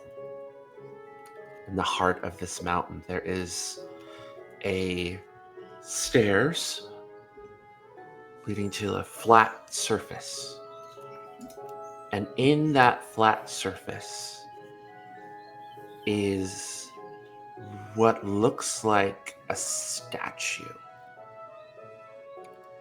A statue of polished blue jade of a dragon. Massive wings folded back, long snout. But its eyes are closed in sleeping serenity. It is not breathing. It does not have the steady slow of sleep. But you do not smell death either. This is a sleep, but it is a sleep unto death. The only light that exists in this chamber appears to be an ambient moonlight. The travel that took moments was hours, as you realize that it is nightfall and the sun has already set. The light is from above. A small hole in the top of the cavern, concentrating and pouring moonlight, which is bouncing and reflecting off of the walls and off of the scales of this dragon form. Faktree stands there in deep, deep reverence. A few crystalline tears appearing in the edges of his emerald eyes. And then he blinks them away. You can see various offerings, gold coins, jewels, tiny poppets, bundles of dried flowers, polished stones, bolts of cloth. So many things of great monetary and personal value have been left all around this statue. A hoard, perhaps? A hoard of offerings? Both? These are unanswered questions. But you are before the sleeping god at the bottom of the world. And in this moment, what do you wish to do? I'd like to start by revealing that someone I once knew is here. Ah, okay. As we enter this space, you feel at first it's like the air in this cave is very still, given how deep we are, but you feel this almost like tickle of wind on the back of your neck. And then it almost like kind of like you feel it like maybe it might brush past your arm or like lift a little bit of a cape or something kind of playfully. The invisible god of wind and luck is here in this place. And now I have to ask I'm going to ask the table how they feel about seeing Vex again. The last time they saw Vex, they took a liking to Vex during the war when Vex narrowly evaded capture by sneaking around an old abandoned farmhouse, resulting in hiding among stalls of saddleback caterpillars. So, table, how does and I gave them a name. Their name is Taku. Pronouns he, they. So how does Taku feel about seeing Vex again?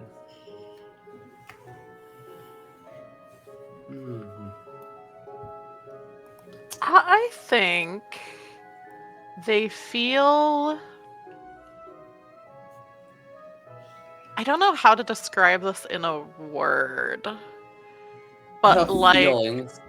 Sorry, continue, please. I think something along the lines of like playful, but with like a really good-natured prank. You know, like that kind of feeling where it's like, I'm gonna mess with this person, but in a way that I know that we're both going to enjoy, not in like a mean-spirited way. Ricardo, what would you like to build on that? No, I was going to say that the wind comes to my head as something that is very freeing, something very trickstery. So I was feeling just like what Taylor said. In the regard, I feel that this Taku, you said? Taku, yep. Taku will certainly have a liking on bets. Taku. Oh yes, Jelly. I think it's overjoyed. I think that he's just like, I see an old friend. You hear a whisper, kind of. It's strange, right? Because you can all hear it, and it's almost as if it's right in your ear. But Taku, like this presence, is sort of flying around the room, as it were. And you hear, "So good to see you, my old friend Vex. What's this?" And all of a sudden, whoosh, you feel the backpack slide off of you, and the banner unfurls, and your stuff just kind of flies out, like all your camping gear, like just like on the ground. Nothing breaks or anything like that. And he holds up the crown, and the crown is just in the middle of the air, just being twirled and swirled around. What do you all say? Well, the first thing Vex does is dodges the hammer that is in the bag. It goes, ah! It like jumps out of the way as it falls. What are you doing here? Vakhtri is like, oh, and like jumps, and I'm gonna give this one to you, Star. This place has, several exits, like little kind of like archway doorways that lead into deeper the mountain, and you notice, like all of the exits suddenly are covered, like by duplicates of Vakhtri, because you're always able to, Yeah. check out the exits. I think mentally, Star is like, this Vaktree's pissing me off.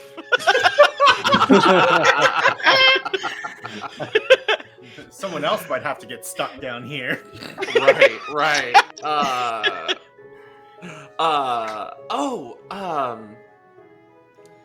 Oh, I see you ran into the Voctree. What nickname have you collected this time, Voctree? Shine. Oh, so So you're that- acquainted then? Of course, I come here to visit all the time. Oros is an old friend of mine, and why do you think I'm here? Cause trouble, probably? Always, Voctree says. Oh, Shine. Are you upset that I managed to get past you again? And you see like a burst of wind just sort of and by see it's like, you know, you see his fur just kind of furl up as Taku just kind of cyclones around him. If you were a little bit more cautious, perhaps you would actually be able to catch me. I would not believe that, Voctree. Actually, that does not seem true. That's true. I cheat. To answer your question, that's a gift. For me? Oh, no, I have actually a gift for you, though. You'll love these. And takes out a bunch of the pamphlets and throws them up into the air. And then it's at that point he drops the crown and just starts creating like this yes, you go catch it. Absolutely, yes. Woof, you catch it. And the papers immediately start swirling around, creating this sort of beautiful whirlwind all around you. And they start turning into cranes. Like as they're folding in on themselves, they turn into like crane folk. You know, as they're slightly humanoid. These beautiful, like, you know, done in you know, the origami style. And they just start flying around the room. And Taku is like, I'll make sure that they reach all of my friends, and then they vanish in like a burst of stardust. To let everyone in chat know, I did post the other zine a little while ago. That is also one of the things in there. Oh, there are two now. There's two. Wow. I think when Taku... Oh, sorry. Go ahead, Jellyfish. No, go ahead. Go ahead. Yeah. Just really quick, I think when Taku vanishes, I think Star had that look of like waiting her turn to like say something or like talk to Taku, and when Taku vanished, Star No. like The pamphlets vanished. oh, the pamphlets vanished. Okay, they're still here. So Pamphlets never mind. vanished. They're still here. Yes. You know, Stardust, the pamphlets vanished. So what would you like to say to Taku? I think I kind of tentatively, like, and very deferentially, like, this is the politest that Star has ever been in her life. She's, like, blinking, like, doing the slow blink to be like, hey, I trust you, like, all of that kind of thing. And I think does kind of, like, pull apart her cloak a little bit to show this dress that she's wearing underneath, and, like, kind of with her head low, approaches Taku and says, and this is a thing that I can always do, which is ask, can I tell you a story about my home? And says, could I tell you a story about my home you are probably already familiar with? I would love that. As Taku kind of whirls around you and puts your fur up, and you feel this like presence, this kind of ambient wind near you. A long time ago, when the place where I'm from was a new place with new people that had just started to live there, my ancestors were given a gift from the wind gods. My home has been destroyed, the people who lived there scattered, remnants of our culture we keep with us individually, but there's nothing there anymore. And I have protected something for a long time. I stole it, but I think for good cause. And I kind of dig into my bag and take out this carapace carved horn, which was said to have been taught to my people, and my people alone, by the wind gods. But I no longer understand how to play it. That knowledge has been lost. I have it, but I don't know how it's played. It hasn't been played in... maybe when I was a kitten, I heard it played the last time. And I pull it out and I say, I don't remember how to play this, and I'm too old to learn, but would you play it for me so I can hear it one more time before... I'm old. This is my last chance to hear it. I haven't seen that in a very long time. What a gift. I'll play it for you. And they gently, it kind of comes out of your hands and floats in the air. What does the music sound like, Star, when Taku begins to play it the way it was meant to be played by your people in the ancient times? I think at first it's a pitch that not all creatures can hear. I don't think all of Star's people are cats. I think it's like a mix of, different kith, but all of them were able to hear this like either like very high or very low, probably alternating like pitches. And it starts off that way, where again, like the music that played before, only Star could hear it. Star was the first to hear it. It's similar that not everyone here can hear the beginnings of this. But as soon as Star hears it, begins to cry, like her fur below her eyes getting wet with tears.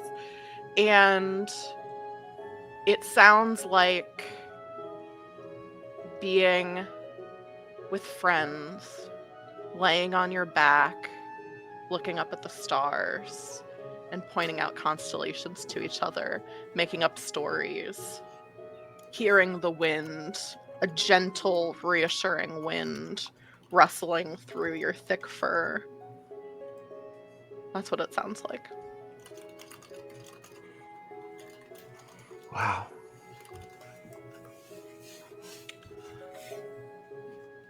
The music goes on for some time, wrapping around every single one of you in its delicate and impossible to truly describe beauty. And then Taku finishes in a way where the end of the song is the sound of wind whistling through the caverns. And it is gently placed back into your hands.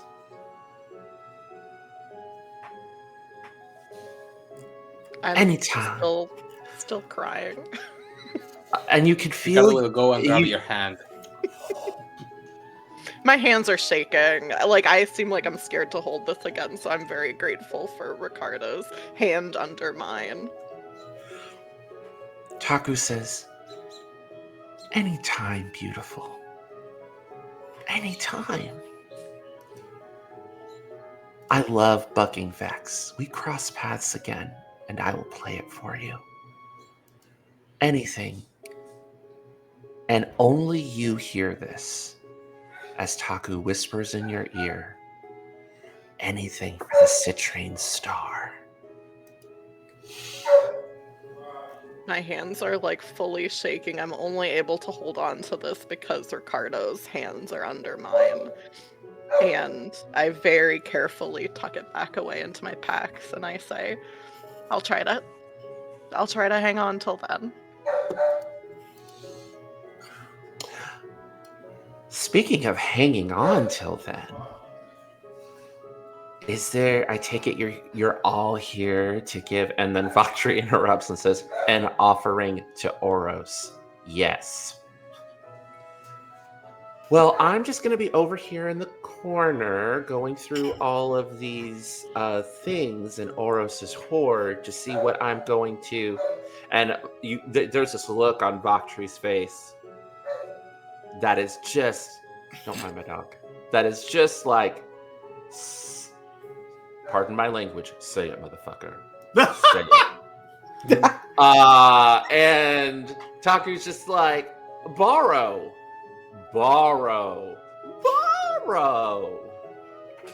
Admire.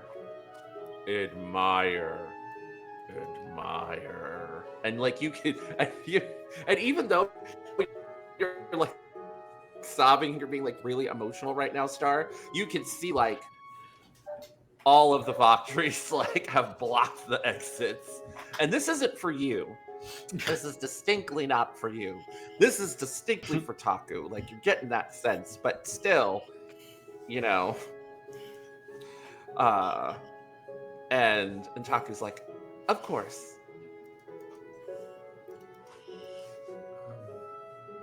And then like just stares. Like you can't see the there's just like the wind is just kind of sitting there, just like looking, and these like two small gods are just like staring at one another.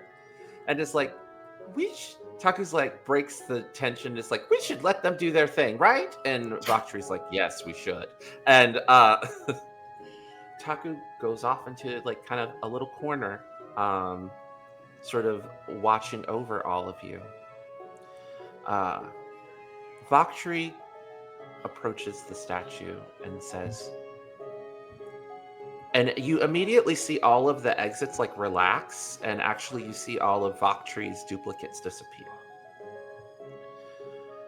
As he is taking Taku at his word, or at the very least understands that Taku's going to steal what Taku's going to steal, and there's nothing really he can do about it. He approaches the plinth, and jumps as Taku's like, one more thing! And needs one more. Gathers together all of Vex's things and folds them up and hangs them back on Vex's back. Well, thank you. Appreciate that. I'm done.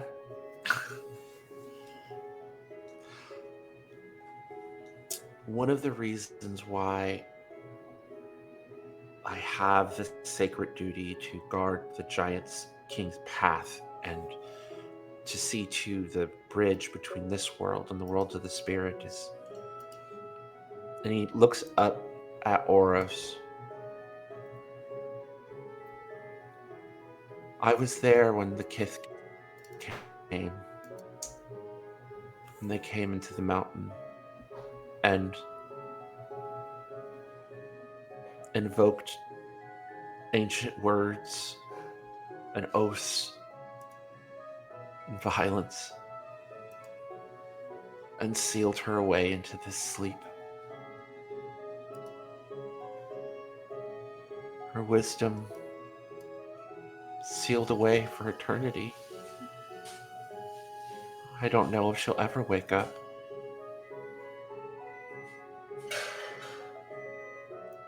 I don't know if she's alive.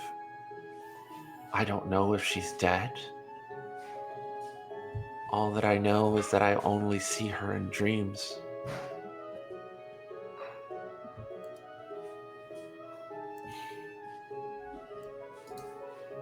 Sometimes it's all we have left.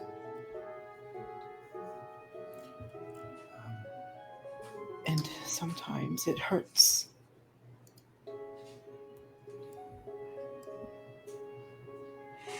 But know that she loved you, just as you loved her in turn.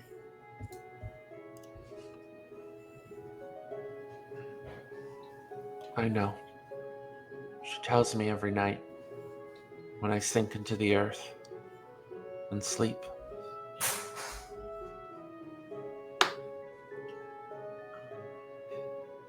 Maybe a song then.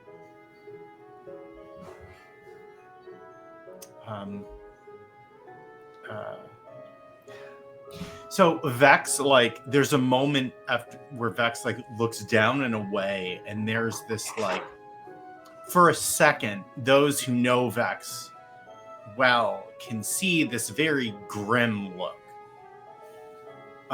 this very pained look. But when they look back up at their new friend Shine, they smile. He said, "I wrote this for a friend and mentor who passed during the rebellion. And I miss him too. And it seems like it would be the opportune time. Carabri, would you mind bringing the crown up while I... I can. And Vex takes a very deep breath and holds her hand like this and leans down to the ground and blows an impossible amount of wind out. And you just see this mist kind of emanate from their mouth. I'm going to use Wind Cloud 1, the spell. Ooh.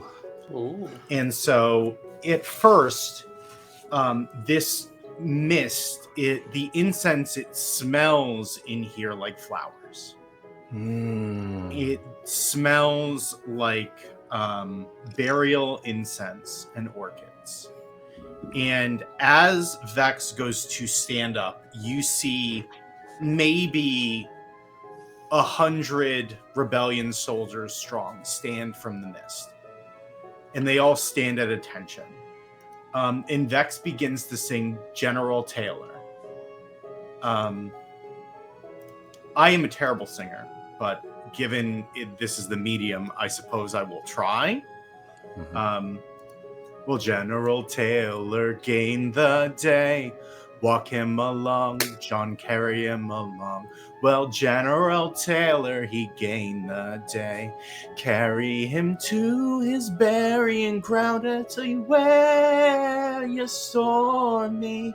Walk him along, John, carry him along. Tell me where you saw me. Carry him to his burying ground. And all of the forms are singing in time. And for those who are watching, this doesn't seem like something that Vex is making happen, in the sense that like Vex is like, well, this is how it should have been. Like, you are seeing people in line breaking down as they are singing along. This is a memory of what happened at the burial. Star, do you accompany? Do you sing along? I think once I pick up the tune, I do sing along. Star's voice is not pleasant. It is a cat's yowl. But she sings with gusto. And there's a flash of who she must have been when she was younger.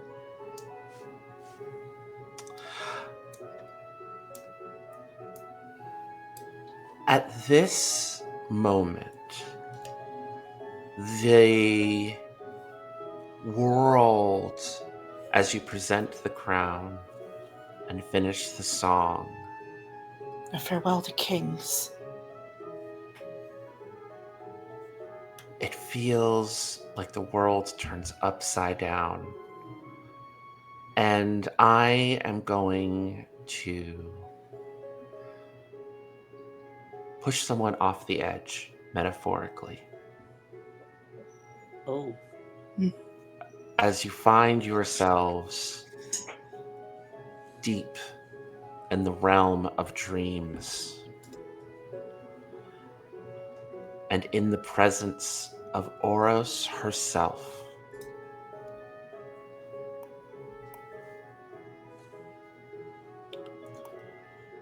Her infinite eyes bear down on all of you.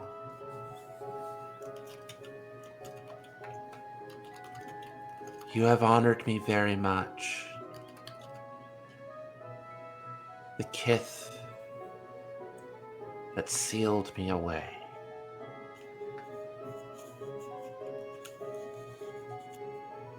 Have come to pay penance.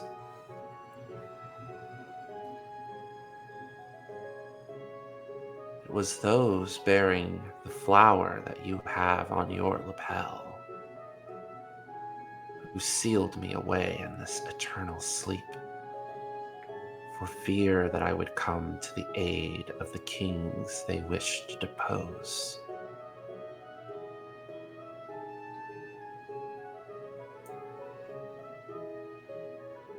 But you are not them, but you are of them.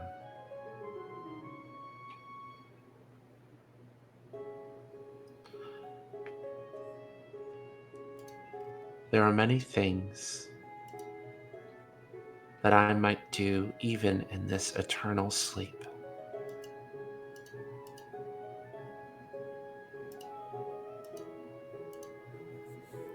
And she looks at all of you and is going to make a move.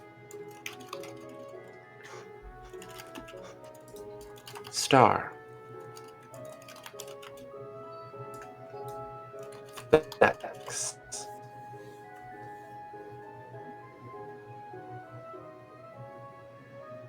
Caravran. Uh-oh. Carberry, And yes. Ricardo. Does something happen? Carberry. There we go. Oh. No. I'm going to show someone something they truly don't want to grapple with. If they want to avoid thinking about it, they're going to need to spend a token. And I would like each of you, my players, to tell me what that thing is that manifests in that moment and whether or not you wish to grapple with it or avoid it. I will start with Star. Okay. Good luck.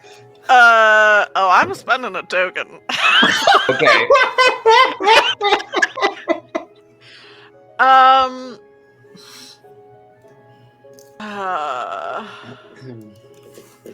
I think. What is it that I know? There's so many things that I don't want to grapple with, so I'm just going. Which one is it? Would you like me to pick one for you, since you have so many? Yeah, go for it. So Do your worst. she looks into your eyes, and there is a moment where you are at a wedding. A wedding that will never be. You see him standing there at the altar. You see two members of your family holding up a broom that you're going to leap over. You see all of these people gathered together. Do you want to grapple with this? Or do you want to spend a token? I don't want to grapple with this. I've lost too much. I've lost too much. I just heard that song I thought I would never hear again.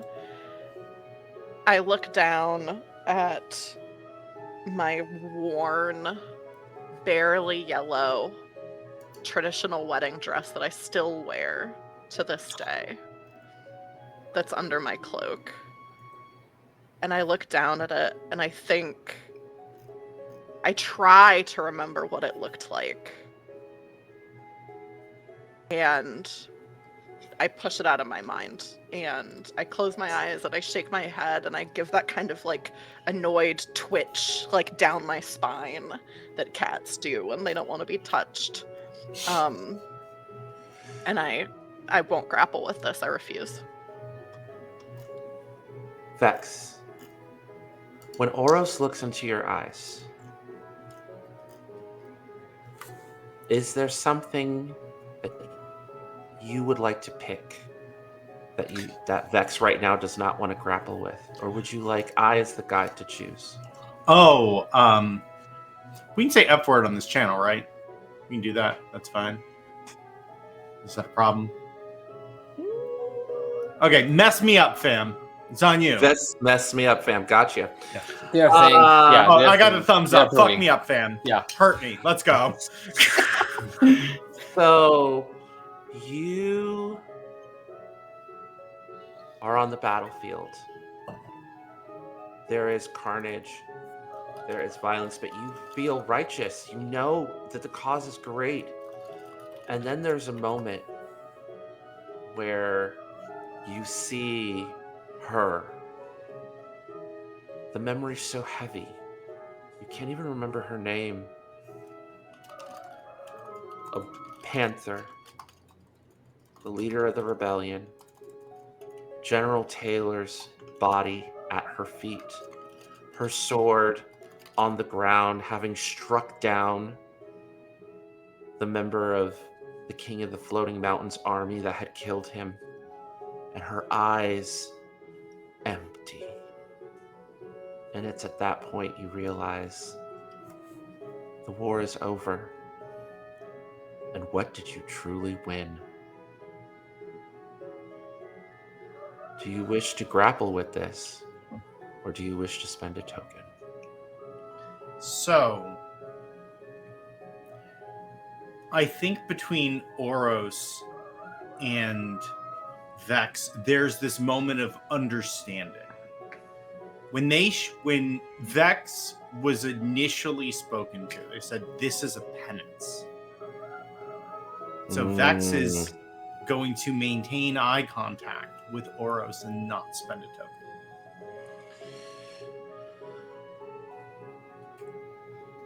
The leader of the rebellion, that rooster,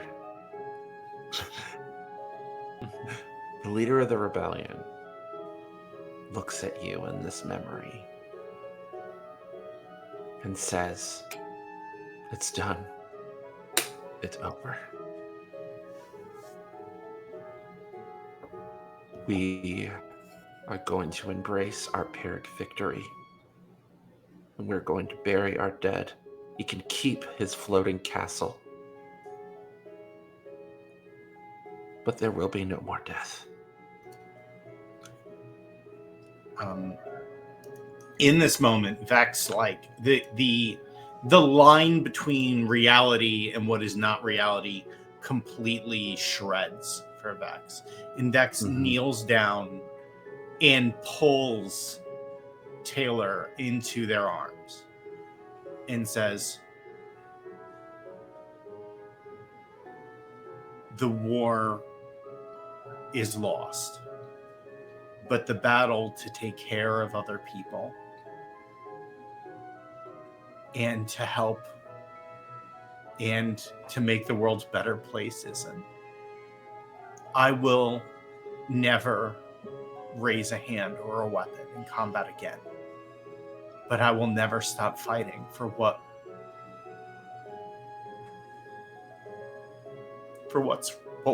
right. You have my word.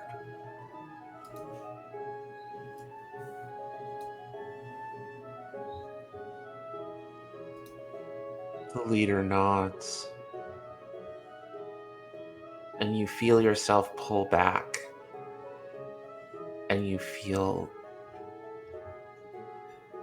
like something's been lifted from your shoulders. As Oros makes the move, take on a heavy burden. And it's not that she pulls the memory from you, it's that she pulls the weight, she pulls the trauma into her so it can just be a memory and not something that leaves you hollow.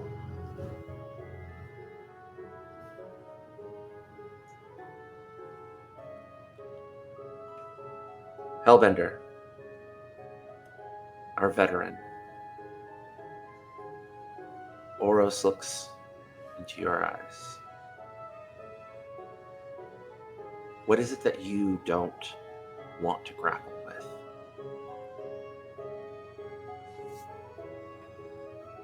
Hector, Yes. just fuck me up. Hurt me. Okay. Oros looks into your eyes. And all of a sudden, you are in a darkness. And the thing in the darkness is the sword. A manifestation of the sword appears before you. What does it look like? It Is looks it like the king beautiful? of the floating. Looks like the king of the floating mountain. The one that I almost King of the- married. The one that I loved.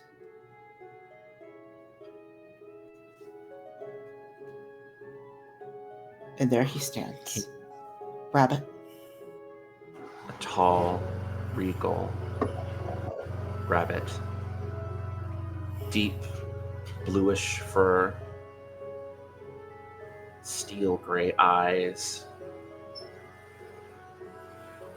Fur-lined, long cloak. Stares at you.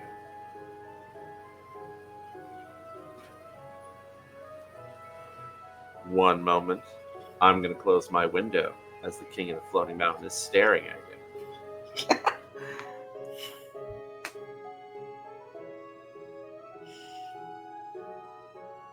So we're all doing Don't great. blink. We're all doing really good. We're Oh, all hey, doing everyone. so great. This is a reminder. As the lore mistress said, we are raising money for charity. So if you're crying right now, you We're owe us doing our queers job. $5. So Yeah. get in for Yeah. your Years. All right, here we are. Window closed. So, the king of the floating mountain is standing there before you, tall, regal, intense. And he says, "You abandoned me. You were to be my consort. I was going to buck tradition. And we were going to rule as kings.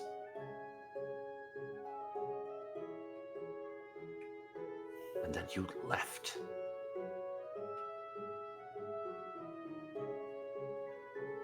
With the sword that is the symbol of our love.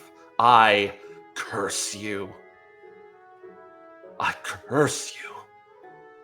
That sword will not be satisfied until it is drenched with blood, and your path of peace will know no peace until you have come before my feet and begged for my forgiveness."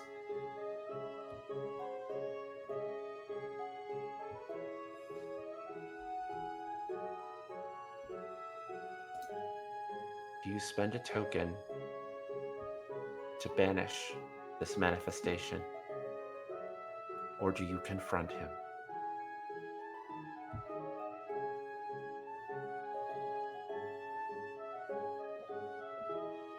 I'm going to embrace him.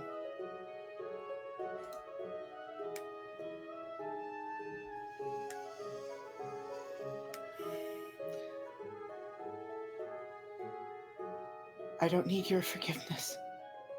I don't need anyone's. I love, despite what I have done. And there are those that love me for nothing in return.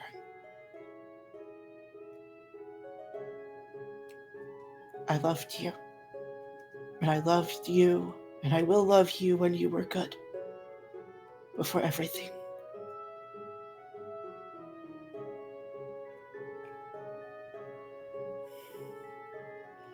His eyes well up with tears, and the tears dissolve him. And all that is left is a sword on the ground, shaking with a hunger that your ironclad resolve will never feed.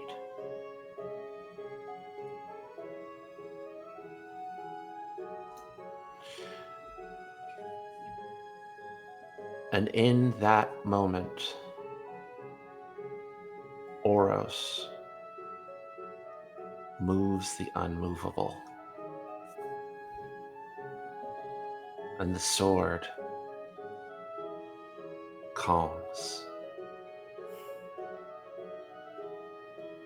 And the starving trait is stripped from it by Oros's powerful magic, leaving you only 2 burdens rather than 3. Is that okay? Do I have your consent as the player to do this? Okay. Ricardo. Yes. Sweet little me. The tiny baby? The tiny baby? Oros looks into your eyes and you fall into them. And then you see a scene that was described to you. A scene that you don't know if you want to see or not. You see your grandmother confronting a small unit of troops of the King of the Floating Mountain. She's shouting at them. She's chastising them. You could see her harried. You could see her upset. And then they all, in shame, turn around and leave.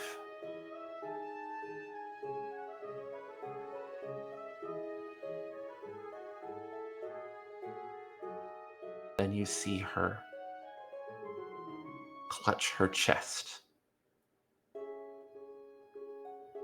And apparitions of your parents flow out of you and run towards her.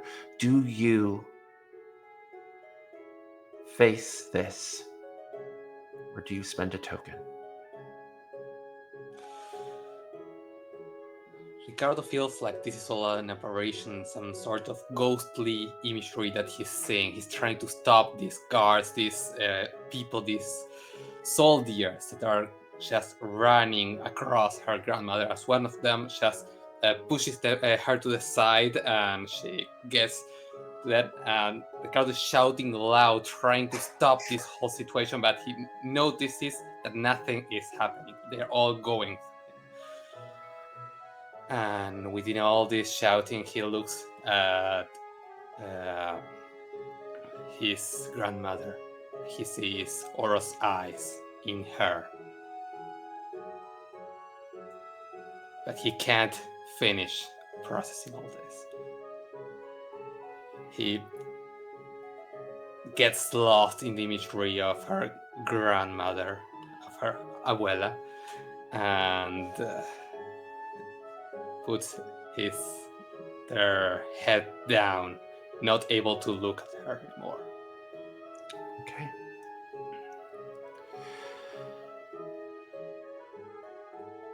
Oros's voice, filled with empathy and kindness, says, Star, Ricardo, and the 2 of you are holding each other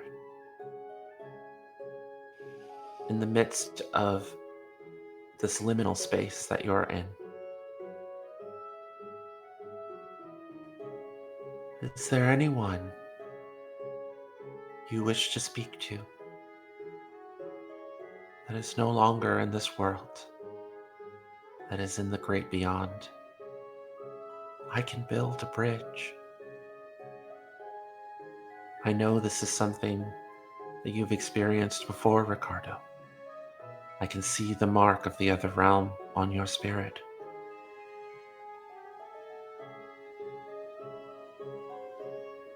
You can name anyone that is no longer here. I am sorry. I tried to reach for the thing that I felt would be the heaviest burden, and in that I hurt you, and for that I apologize. Allow me to make penance and offer you this gift instead. It is not needed for me. And at that moment, I am going to use one of my tokens to ask aloud for Star to hear me as well. Why can't things just be different?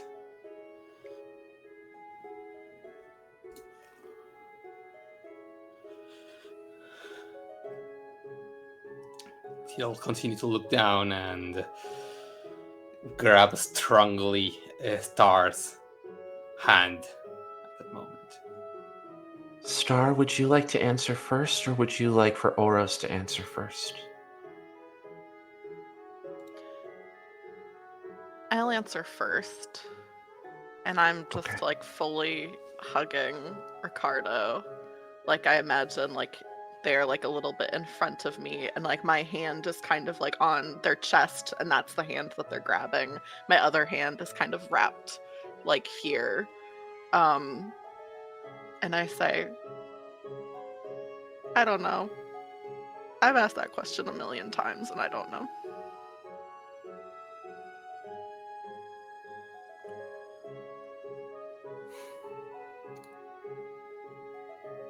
Oros is going to make a move, and it is to reflect on what someone else has said.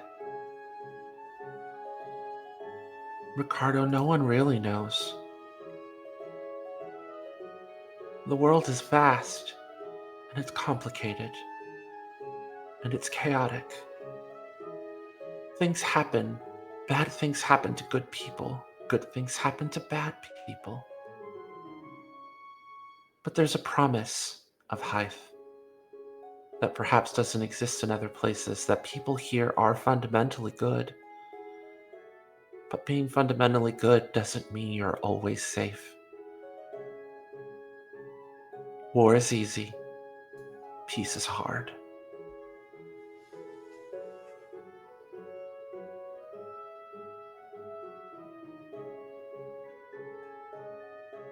Listen to Star. She knows a lot. And she has seen a lot.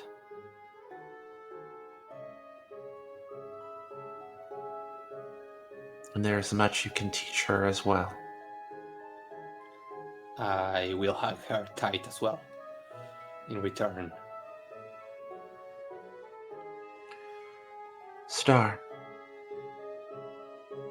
what path shall I open for you? Who do you wish to see?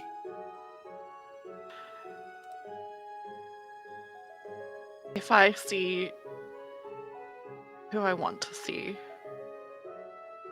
I won't be able to say goodbye. Don't show me anything. I can't bear it. You don't have to say goodbye. You can say whatever you want. I'm close to the end of my life, and if there's any justice in this world, I'll be seeing them soon. I can't.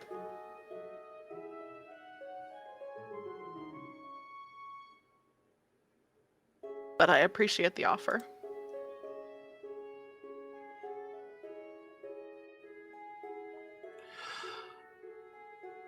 And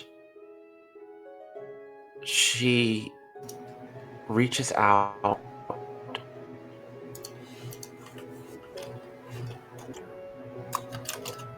and you see a star pendant.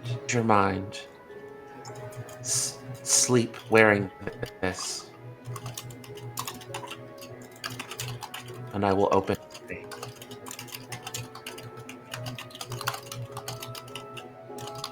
Yeah, I take and it. you will all find you take it.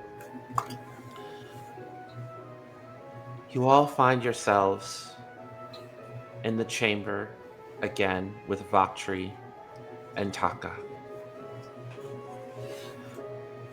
This is the safest place in all of the mountain, and you are free to rest here if you like.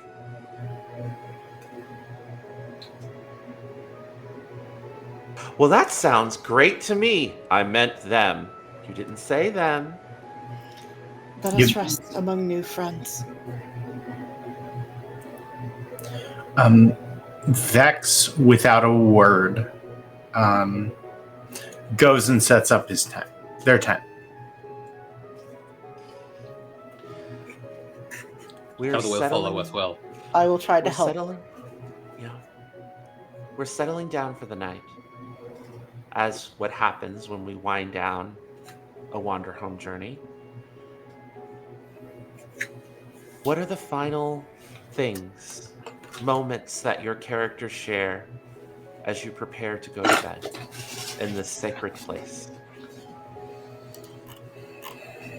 We'll start with our veteran. I love you all. Please rest well. We have a long journey ahead of us. It's a long way towards home. Okay.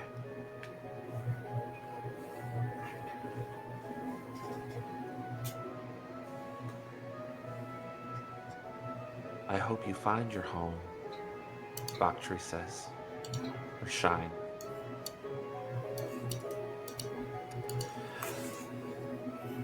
Vex, are you just setting up your tent? Are you setting up a fire? Do you say anything? Are there any moves that you would like to take before you go to sleep?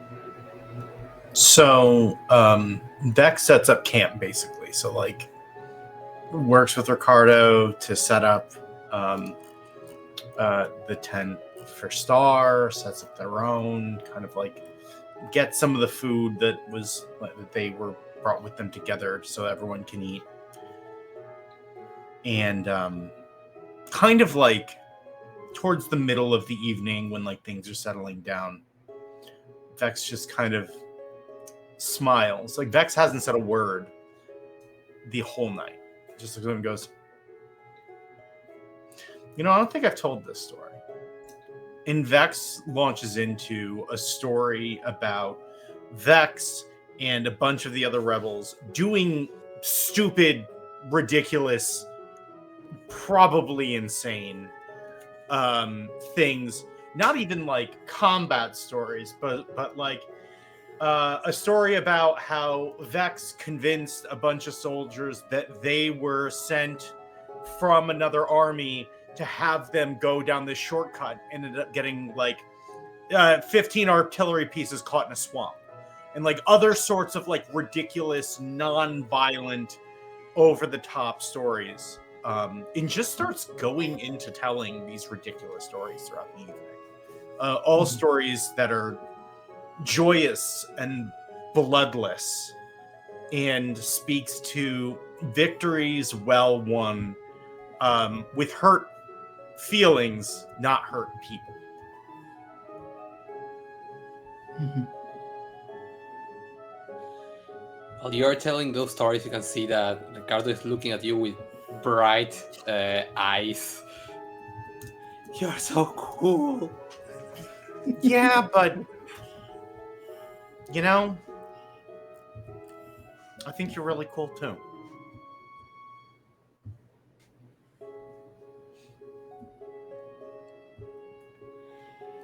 Ricardo just sits down for a second to process that, looking into himself.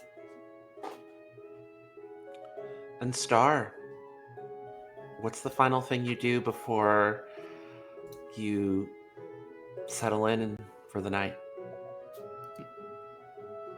And there's some things going on here. I've seen some cameras disappearing. I think it's fixed now. I think it's fixed now. Okay. Yeah. Jen said it's fixed. I tuck into some jerky. Yeah. And I'm like, biting into it and kind of like eating like that, like, cats kind of do sometimes when it's something tough to eat. Yeah. Mm-hmm.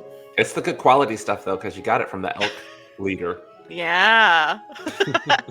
and I just kind of warm up next to the fire, kind of pull my cloak back around me, listen to the stories, chime in sometimes with a little snarky comment, but I'm pretty exhausted, so I'm happy to just have have pleasant company, and I do something that I can always do, which is push something out of sight or out of mind. So everyone settles down in for the night, getting the much-needed rest in this quiet, comfortable, hollowed space. Uh-oh, stream broke. Uh-oh. I Stream see. broke. Going okay. But I don't see us on air anymore. Uh-oh. I do. That's weird. Yeah, I do too. I see us all looking confused. I see us on the stream all looking around confused. I think we are. Okay, we're still here. Okay.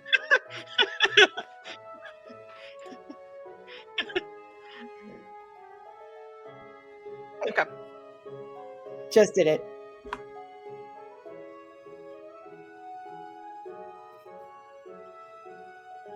I just refreshed.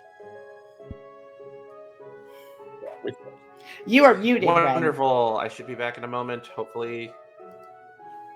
No. Hi.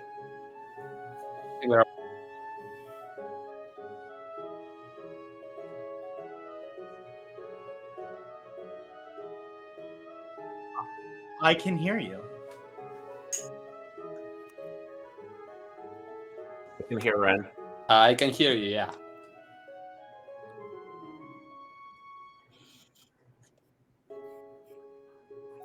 Hey, I'm gay. Can't do math.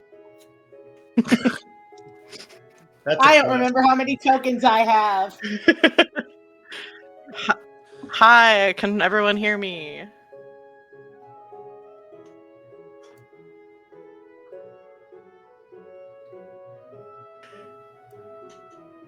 Hello. There you go.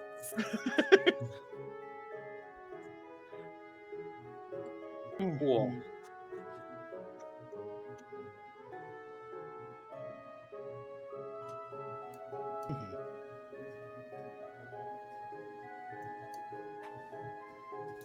I would like to be with Star. As everyone is resting, Star, you get in your tent. You're like, oh, it's been such a day. And you finally, and you are shocked. Oh no, I think we did lose Hector again, or at least I We did. lost Hector again. I can hear him. Yeah, I can as well. Oh, okay, I'll refresh.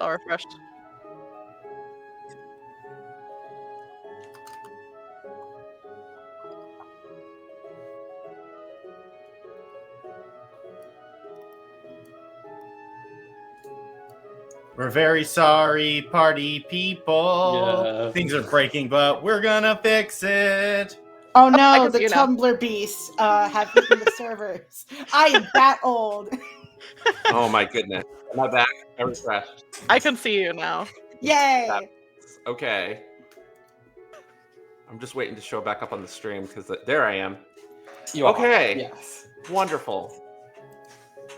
All right. So you look down. Star, you are in your tent. You take off the cloak, and you are shocked as your faded yellow wedding dress is back to its original fresh color. I Mended, look down. ready to go. Taylor is Oh no. frozen in shock. I think Yeah. so. Oh no. I've lost them again. I have lost them too. Wait. Yeah, I can. Can I get a thumbs up if you can hear Hector? Yes. Okay. Okay, I will refresh. Yeah, I will we also will do take that. a tech break. We'll see you all shortly.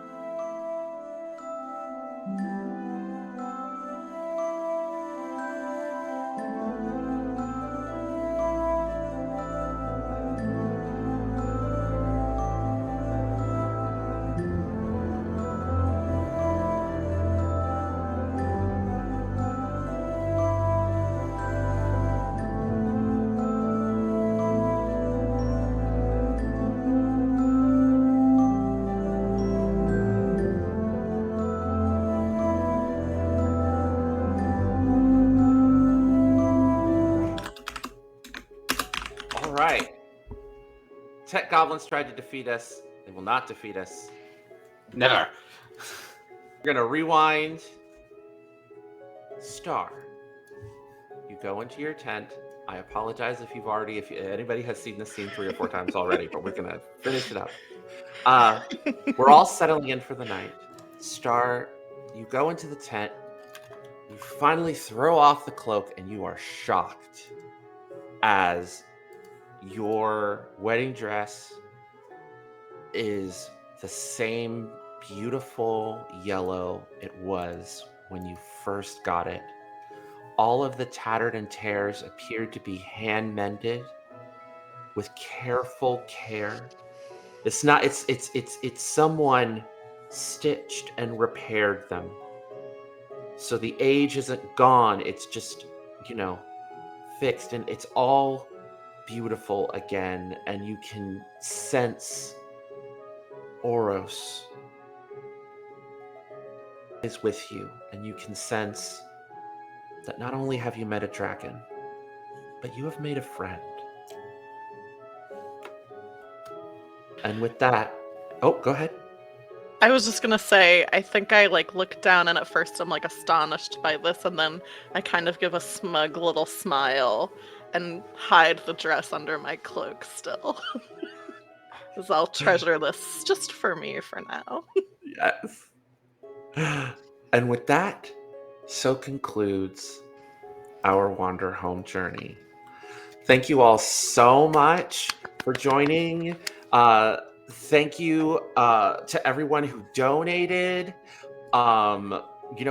Remember to continue to donate and enter the giveaway in the chat with !enter.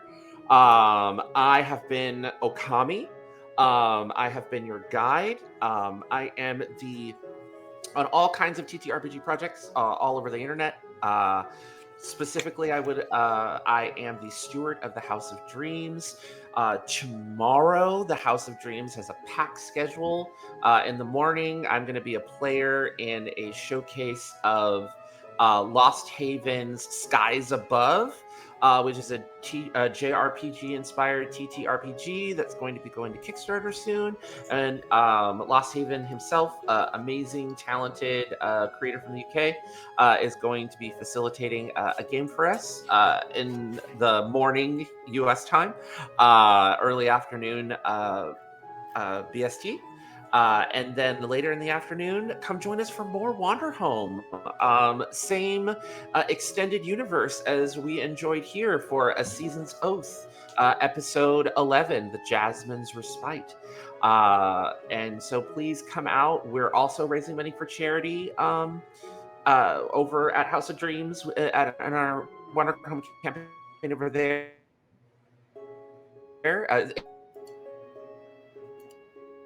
It's a different charity. We're real in the LA Wild.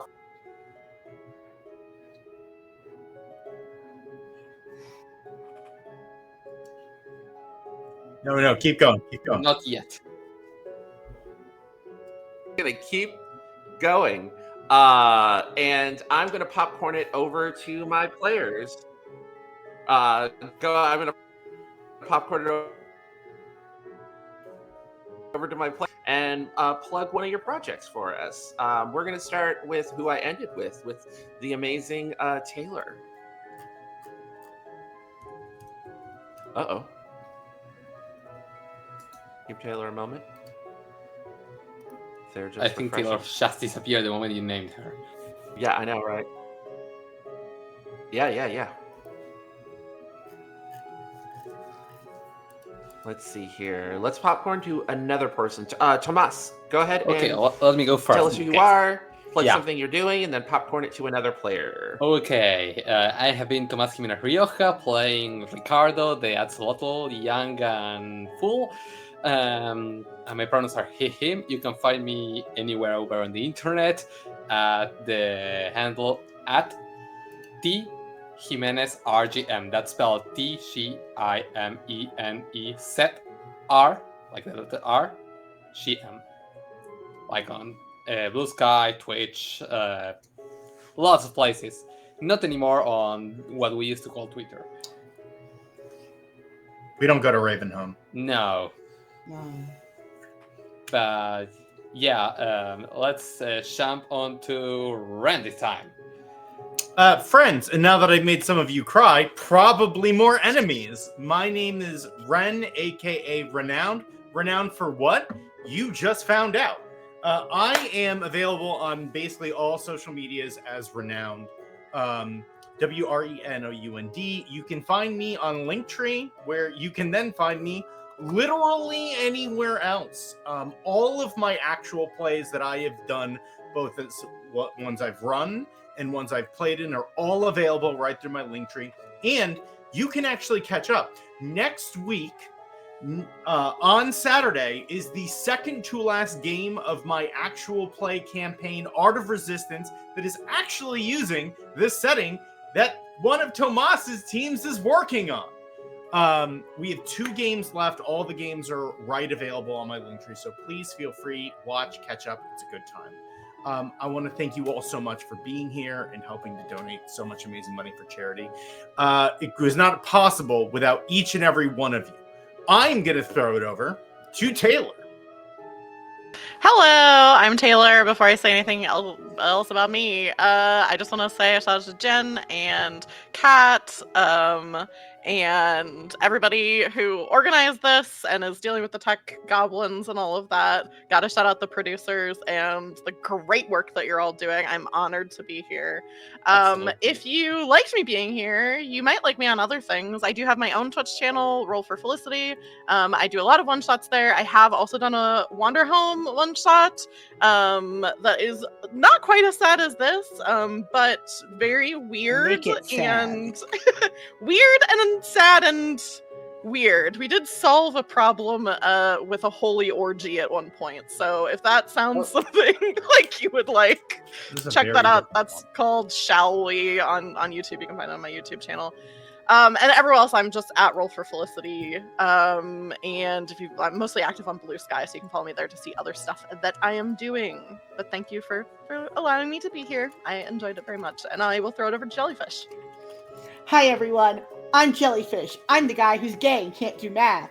And I am just a little guy that wanders around TTRPG internet. I do layout, I do too much, I write games. You can find me on Blue Sky and buy my games over at jellyfishlines.itch.io. Please buy my things. And in terms of actual play, and also TTRPG things, first up is that I'm over at the Pocket Dragon Pub in about 15 minutes. I'm trying to live here. Run! I told you it was back to back, baby. So catch me at 4:30 for Candela Obscura. I gotta find my character sheet again. And April 30th starts the actual TTRPG Manifesto Jam. Come talk to me. Come drop your manifestos about TTRPG design. Please, I want to hear your loud opinions. Heart emoji. And then finally, you can catch me over on Game Master Mondays, playing an AP of my... Can we say horny on here? I just did anyway. Of my horny TTRPG, where you are a noir investigator trying to find the manifestical embodiment of the city and get railed. It's so great. It's so funny. I'm playing it all serious, like a noir game, baby, like a little noir movie. Come catch that on Game Master Mondays, starting Wednesdays, May 7th. I have one last announcement, folks. We Yeah, what do you hit got? goal 527. Yeah. We hit goal already. We did it, baby. Yes. Yeah. All right, and with that, we have more So proud games of y'all. coming. We have more games coming up later tonight at 8 p.m., 11 p.m. CDT, and 2 a.m., 5 a.m. BST, which technically rolls into the 27th. We have Trophy Dark coming up, and then tomorrow we have Thirsty Sword Lesbians, and Sail the Oceans Queer, and Sentai and Sensibility, and then on Monday we have Bloodborg. So please come back to the channel, come and donate. Thank you so much, all. I forgot to say where you can find me. You can find me at keiichiyokami.io on Blue Sky, or at keiichiyokami on Instagram, or my link tree. So find me there. In the meantime, thank you all so much, and cheerio. Bye.